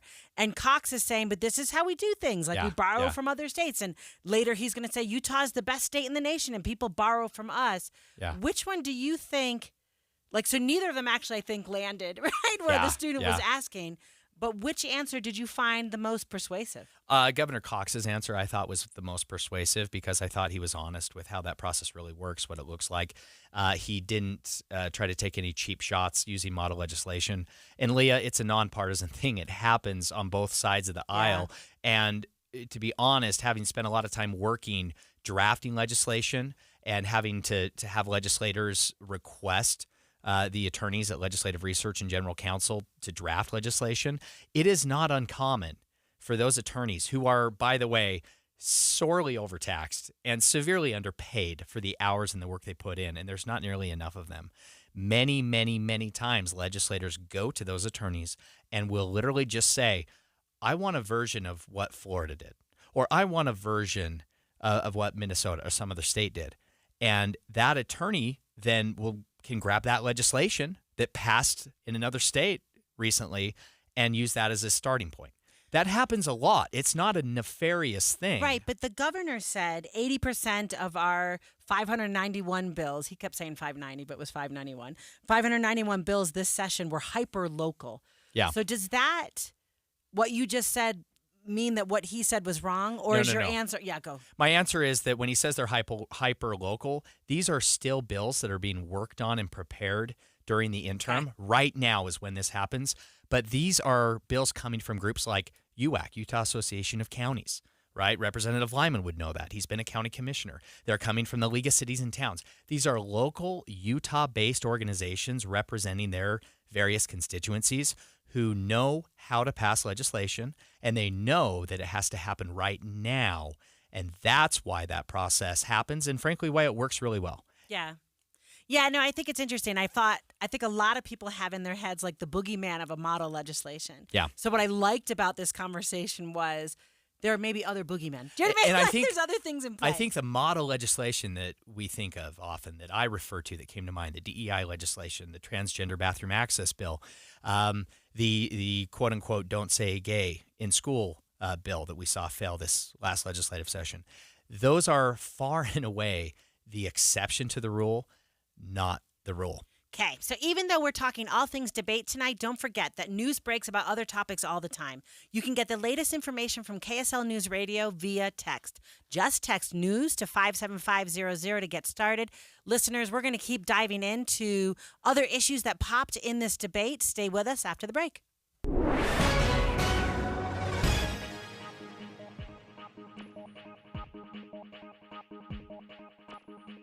It is 7:30 at KSL News Radio. I'm Mark Jackson, KSL's top story. Another night of politics on KSL News Radio. And in a debate you heard right here on KSL News Radio between candidates for governor Spencer Cox and challenger Phil Lyman, both agreed on some issues, including federal overreach. When it comes to public lands in Utah, Cox says Utahns best know how to manage their lands better than anyone else. We cannot let a federal government based in Washington, D.C., and that has been taken over by extreme environmentalists make decisions that are keeping us from being able to go out and camp and hike. Lyman agrees, but unlike Cox, says suing the federal government is not nearly enough to assure public lands stay in the hands of Utahns. Well, Governor Cox visited the Legislative Committee today to personally thank them for supporting the Olympics. And he was joined by Committee for the Games President Fraser Bullock, who says this is not exactly a victory lap just yet. Victory lap will be July 24th at about 5 a.m. So we're continuing to work. Until then, we feel very good that everything's lining up. It's a lot of work, but the victory lap is just around the corner. That'd be July 24th. That meeting is when the IOC Executive Committee will officially vote to accept Utah's bid. Our top national story, one of the jurors in the Hunter Biden gun trial says the case was heart-wrenching, not politically motivated, but the defense overplayed its hand trying to get jurors to believe Hunter may have gone to 7-Eleven to buy coffee instead of crack. Juror, the 68-year-old from Sussex County, says their deliberations focused on a letter from Biden himself, admitting that he did go at most random hours to sit in a car and wait for his dealer at the 7-Eleven. President Biden again today reiterated what he told ABC last week, that he would accept the decision from jurors. Coming up, the latest forecast models hold out. We could see triple digits in our neck of the woods this week. Details in the forecast next. KSL News Time 732. Jordan Camper at 7000 South State in Midvale is Utah's longest operated truck top and accessory shop. Family owned and operated for 5 generations. A wide range of products from floor mats to step bars. If you have a cargo van or a specialized van like a Ford Transit, Ram ProMaster, or Sprinter, and you're a contractor, plumber, electrician, or in the heating and air, catering, delivery, or service business, Jordan Camper has aluminum or steel shelving that will help you get the job done quicker and easier.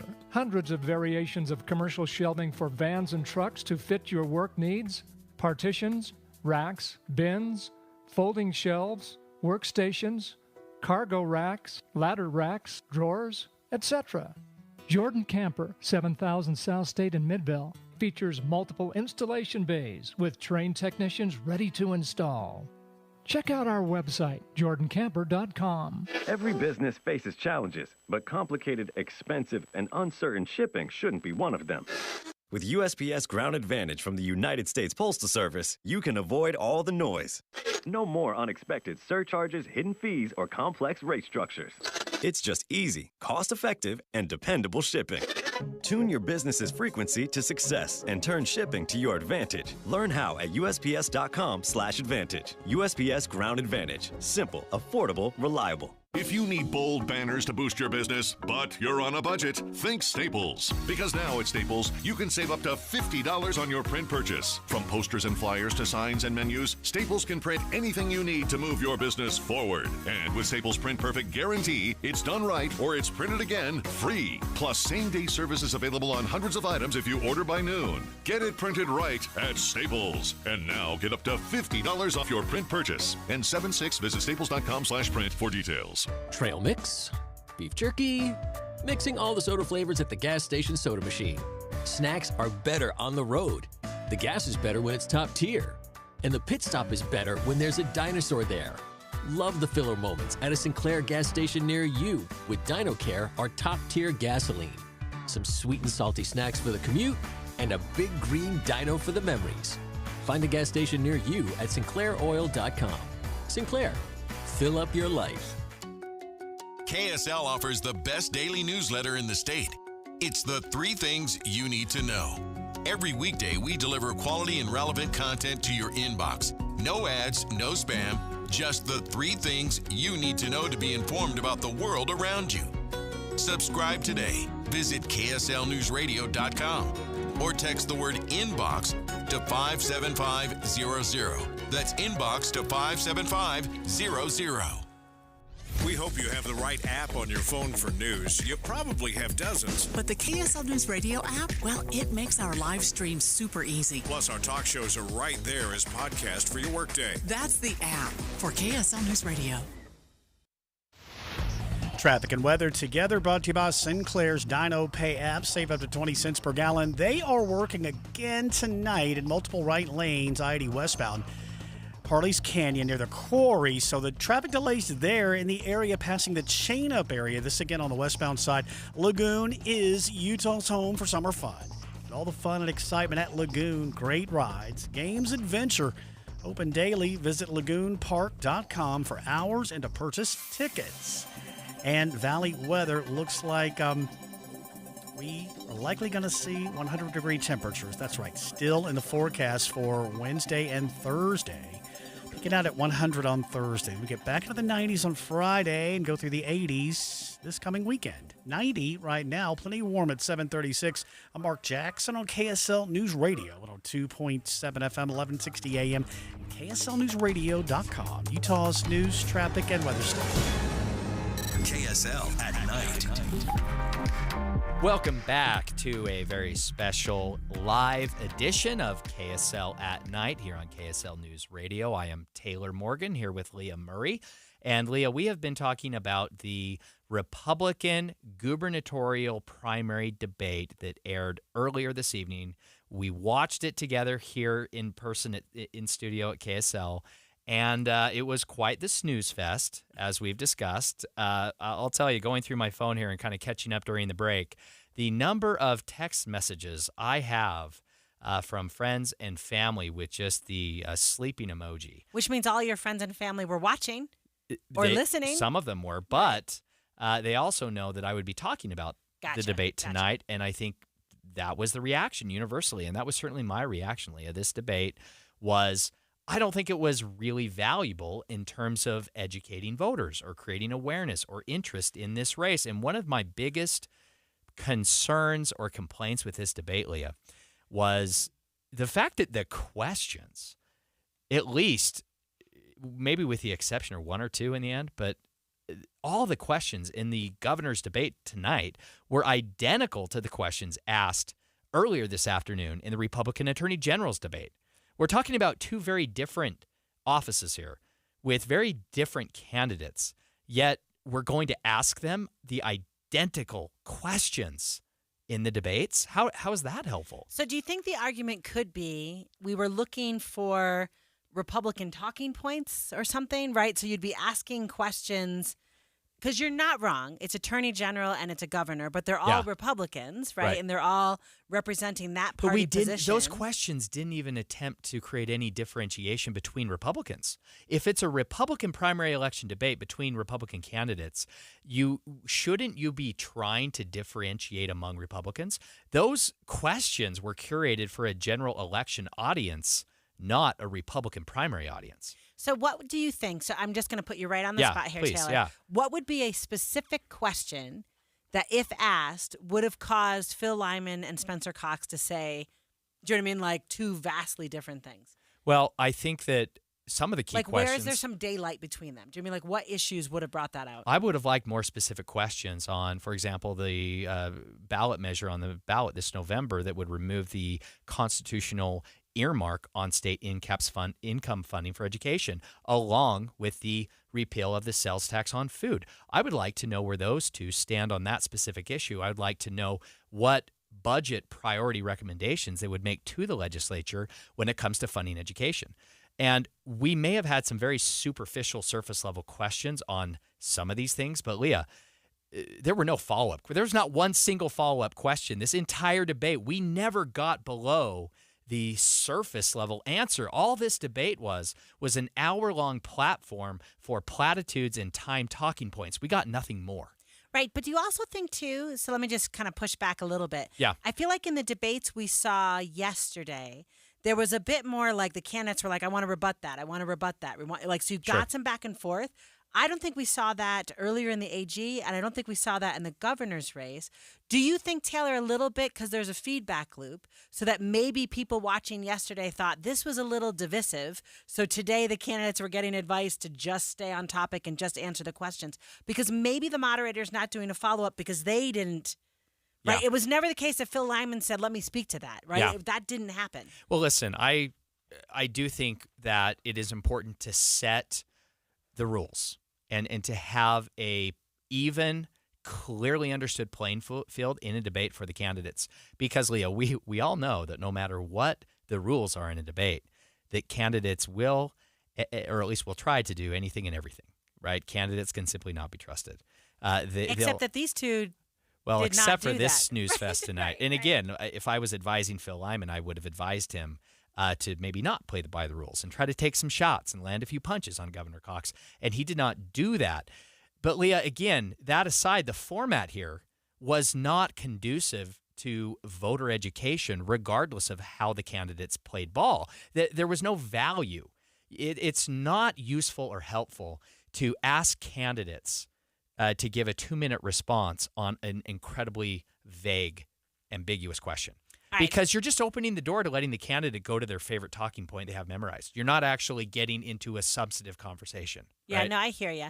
One question I did think it was different was about the NHL hockey stadium. Yes, that right? was. So did you feel like that was a good question to ask? I think in theory, that I like that they asked that question. It was at the very end of the debate, and I believe that question would have been much better had it been more specific. And listen, you can address two different people that have had different involvement, right, in a similar issue. Representative Phil Lyman is a legislator, right? Governor Cox, of course, is the executive. They both had and currently have a role in the downtown revitalization project involving the NHL team.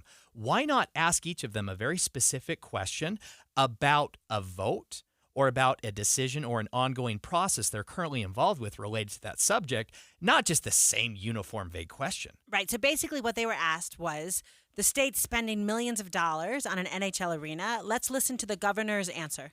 The Larry H. Miller Group, when they built the Delta Center, they did very similar to what we're doing here. The truth is, if you live outside of this area, outside of Salt Lake City, you will not pay a dime for anything that's happening there. All the legislature did was give Salt Lake City the opportunity to raise sales tax in Salt Lake City by 0.5%. That's all that happened for the hockey stadium. The voters of Salt Lake, the mayor, the city council members, they will make that decision. So I believe this is the very best way. It protects taxpayers. It gives us an opportunity. This is a huge opportunity for the state, not just from economic development, but an opportunity for so many people who, again, are excited to have the NHL here. Here would be my follow-up question, Leah. Governor Cox, if you were mayor of Salt Lake City, would you support that sales tax increase? Right. Let's listen to candidate Lyman on the same question. Fact is that these investments, when you take $1 billion of taxpayer money and put it into a stadium, that's not the same thing as personal money. That creates an ongoing liability for the taxpayers. I love baseball. I love hockey. I love to see these things built in our communities. I'm grateful for the contributions of some of our philanthropists and their investments that they've made into the community. But to step into that space as a legislature has been confusing to me. I don't see it as the proper role of government. If Salt Lake County wants to do it, then I think the legislature should stay out of Salt Lake County's affairs in that regard, but it's not staying out of it. It's coming to the legislature. We're being asked to weigh in on that.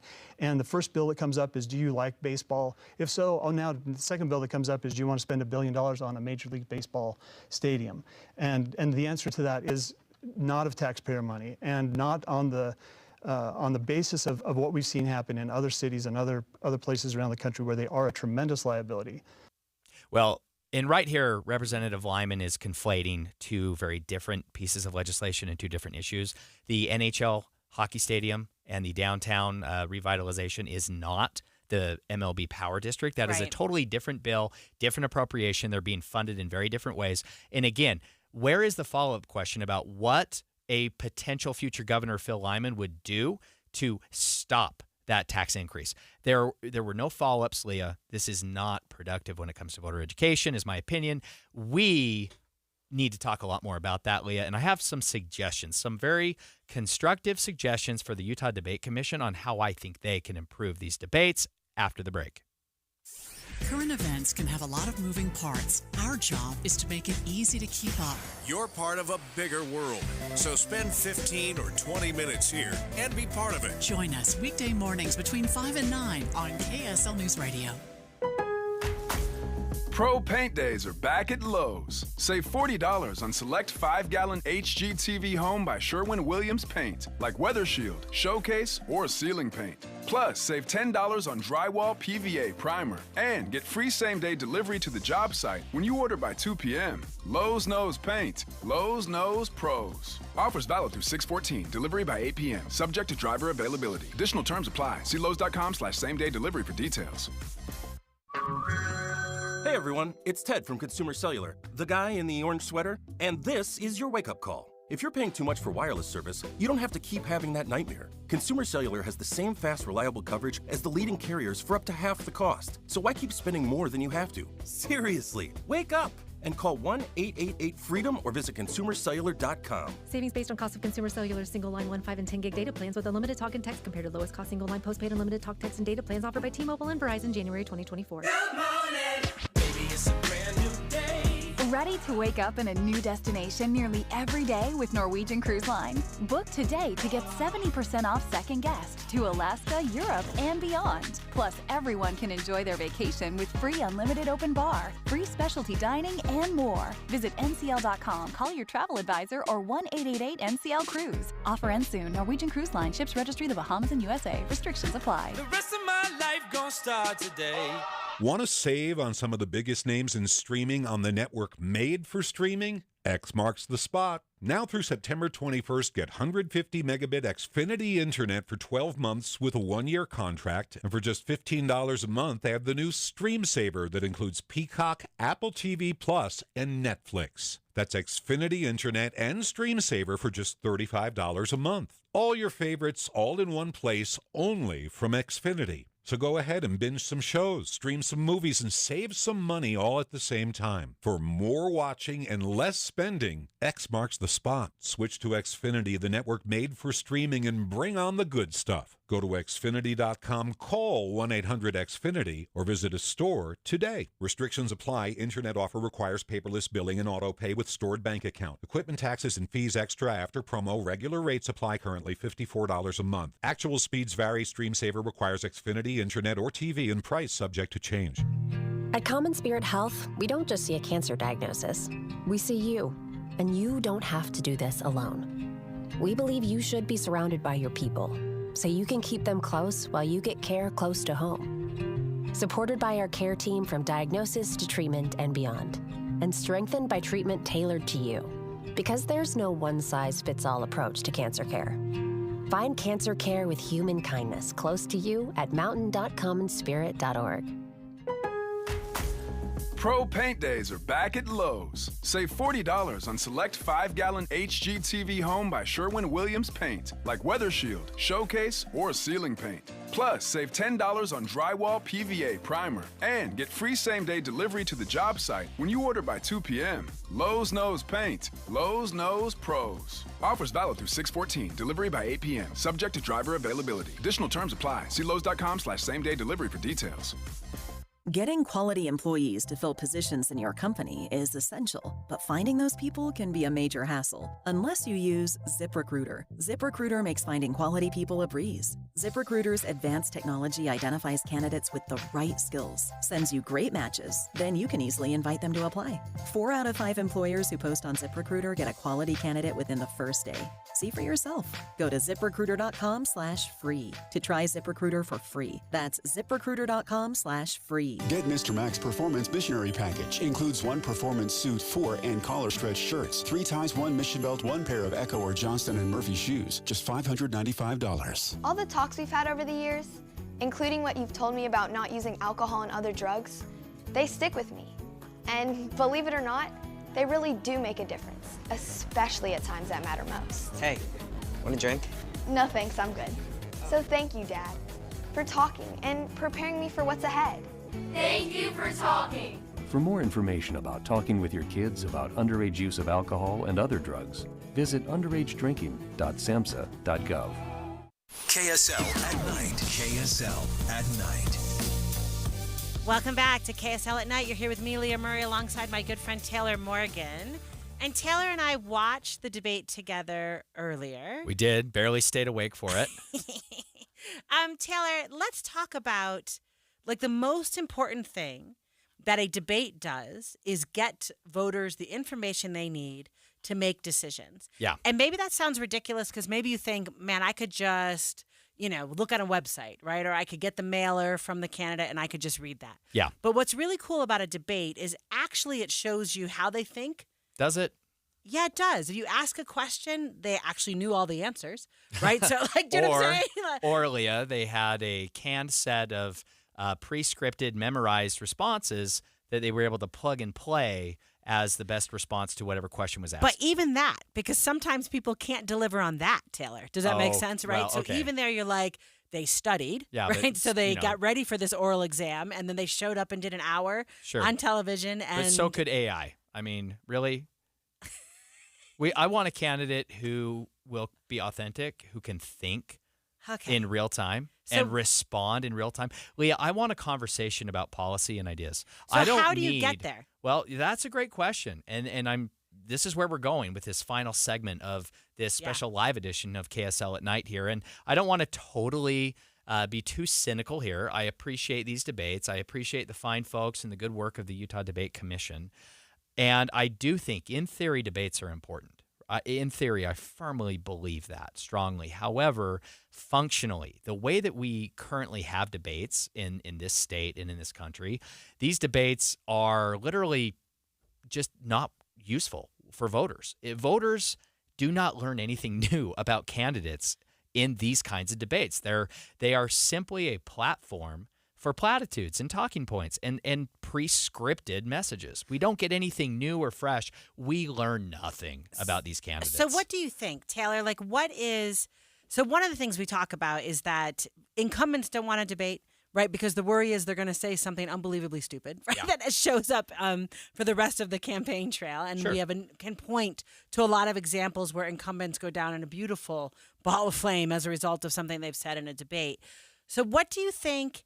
Is it that we are being, how do I say, if someone didn't show up for a debate, right, we would be really angry about it. The fact that President Biden and former President Trump are not really playing ball with the National Presidential Debate Commission. They're playing ball, but Leah, their own game, right? and like that's the problem. Right. Okay, go. Yeah. Why? Well, exactly right, because we saw the Biden campaign and the Trump campaigns come together in shocking short fashion. Yeah, they're best here. buddies on very this. little notice. It was amazing, almost premeditated, I might say, Leah, how quickly those campaigns came together and agreed to a very special set of rules to host their own debates apart from the debate commission's debates that, of course, did not involve any third-party candidates, right?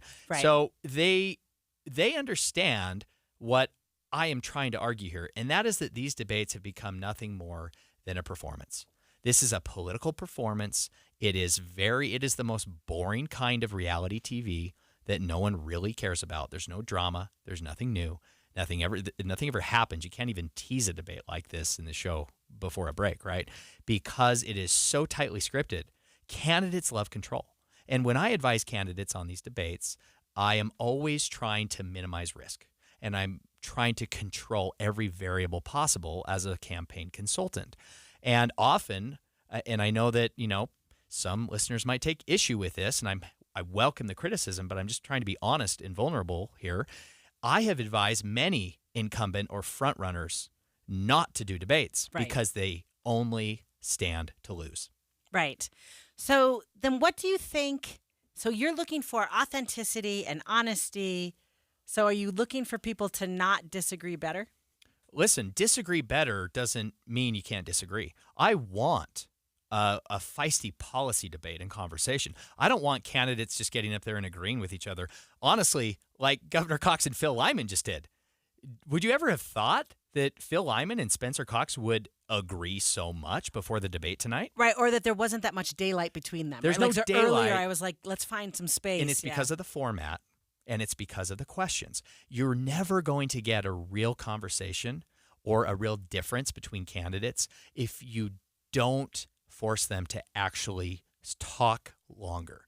I have seen both of these gentlemen, and I think they're both good people, really, honestly, and I believe they have good intentions running for office, Phil Lyman and Spencer Cox. I've seen them both talk at great lengths about controversial policies and issues behind closed doors. They're very smart men. They can have a wonderful conversation about this. But what they did is they dumbed down the policy details to the lowest common denominator because they literally had 2 or 3 minutes, and that's all they ever had, to talk about a very complex issue. You're never going to get anything meaningful out of that kind of a format. So talk to me about, I feel like debates are part of the ritual of a republic, right? So if you're going to have consent of the governed, what you have to have is information out there. And a debate is it's a way, even if it's maybe scripted, you put them in the same place at the same time and they answer. But if you're saying, like, no one's really getting anything out of this, so is the answer we just lose this part of the ritual? We've already lost it. What value is it currently providing? When do you think it wasn't performative? Does that make sense? So when in history do you think it wasn't the case that a candidate said, I'm going to make sure I answer this in such a way that when someone repeats it, I mean, obviously there wasn't social media back then, right? But like if someone repeats it, I feel like that's always been that case. It's been a good question. Probably, I can't remember the last debate I watched. I will say that during the Republican presidential primary process, I do think debates had an impact for Nikki Haley, for example. I thought those were impactful, despite the fact that everyone in the press, all they wanted to talk about was the fact Donald Trump wasn't there, right? So is it about the debate, Taylor, or is it about us saying that maybe the way we talk about it or the way the media covers it is actually the problem? Exactly right. We need to totally rethink our paradigm of how we see debates, what they are supposed to be, and how they function in our republic. We need to totally revamp how we approach debates because, Leah, nothing else is like this. Everything is different when it comes to communications and media and voter information in our election process. Elections, the way candidates communicate to voters today is wildly different than the way it was 50 years ago. Yet we're still trying to do debates. Using this old ritual. Exactly. Yeah, and yeah, it's yeah. not working. We need to get creative, and we need to see debates as something different and then go about doing them very differently. Okay. Do you feel like, I don't know, like we had primary debates? That seems like something different or cool? We should. Like that the Utah Debate Commission did that is something different? Well, I think in the past, they should have done those Right. debates or tried to do them and failed. They had a hard time getting candidates to participate in the debates in the past as well. There's been any number of issues, and in fairness, candidates have often been to blame, and people like me have also been to blame, right? To be Telling honest, your candidates not to do it. Yeah. So we need to look at every aspect of this. And unfortunately, Leah, I know we're bumping up on our deadline here. I could spend hours talking about ideas to improve debates, and I think that is one of the obvious solutions. Is a 1 hour debate for who will likely, almost assuredly, be the governor of the state of Utah for the next 4 years, to spend 1 hour doing that at this stage in a primary when ballots have been out for weeks, it doesn't seem like it's useful. All right. So it should have been before the ballots dropped. Yeah. I gotcha. That's another show. So listeners, come back and we will get into this with Taylor. Taylor, do you think they lied, either of them? Was there any lying happening in the debate? Oh, Leah, you're going to have to define the word lie for me. Oh, That's my another goodness. show entirely, I That's think. another whole show? Yeah, we're All talking right. politics right now. Leah, it's really just a TV show. So here's the deal. There maybe was some lying. I'm not sure. But KSL's Truth Test is going to be happening tonight at 10 p.m. KSL TV's investigative reporter Daniela Rivera and investigative producer Annie Knox will take a deep dive into these candidates, what they said, and tell you if it's truth or fiction. Next up on KSL at Night, stay with us. We've been diving into the governor's debate. Now we're going to dive into the GOP Attorney General debate. Stay with us after the break.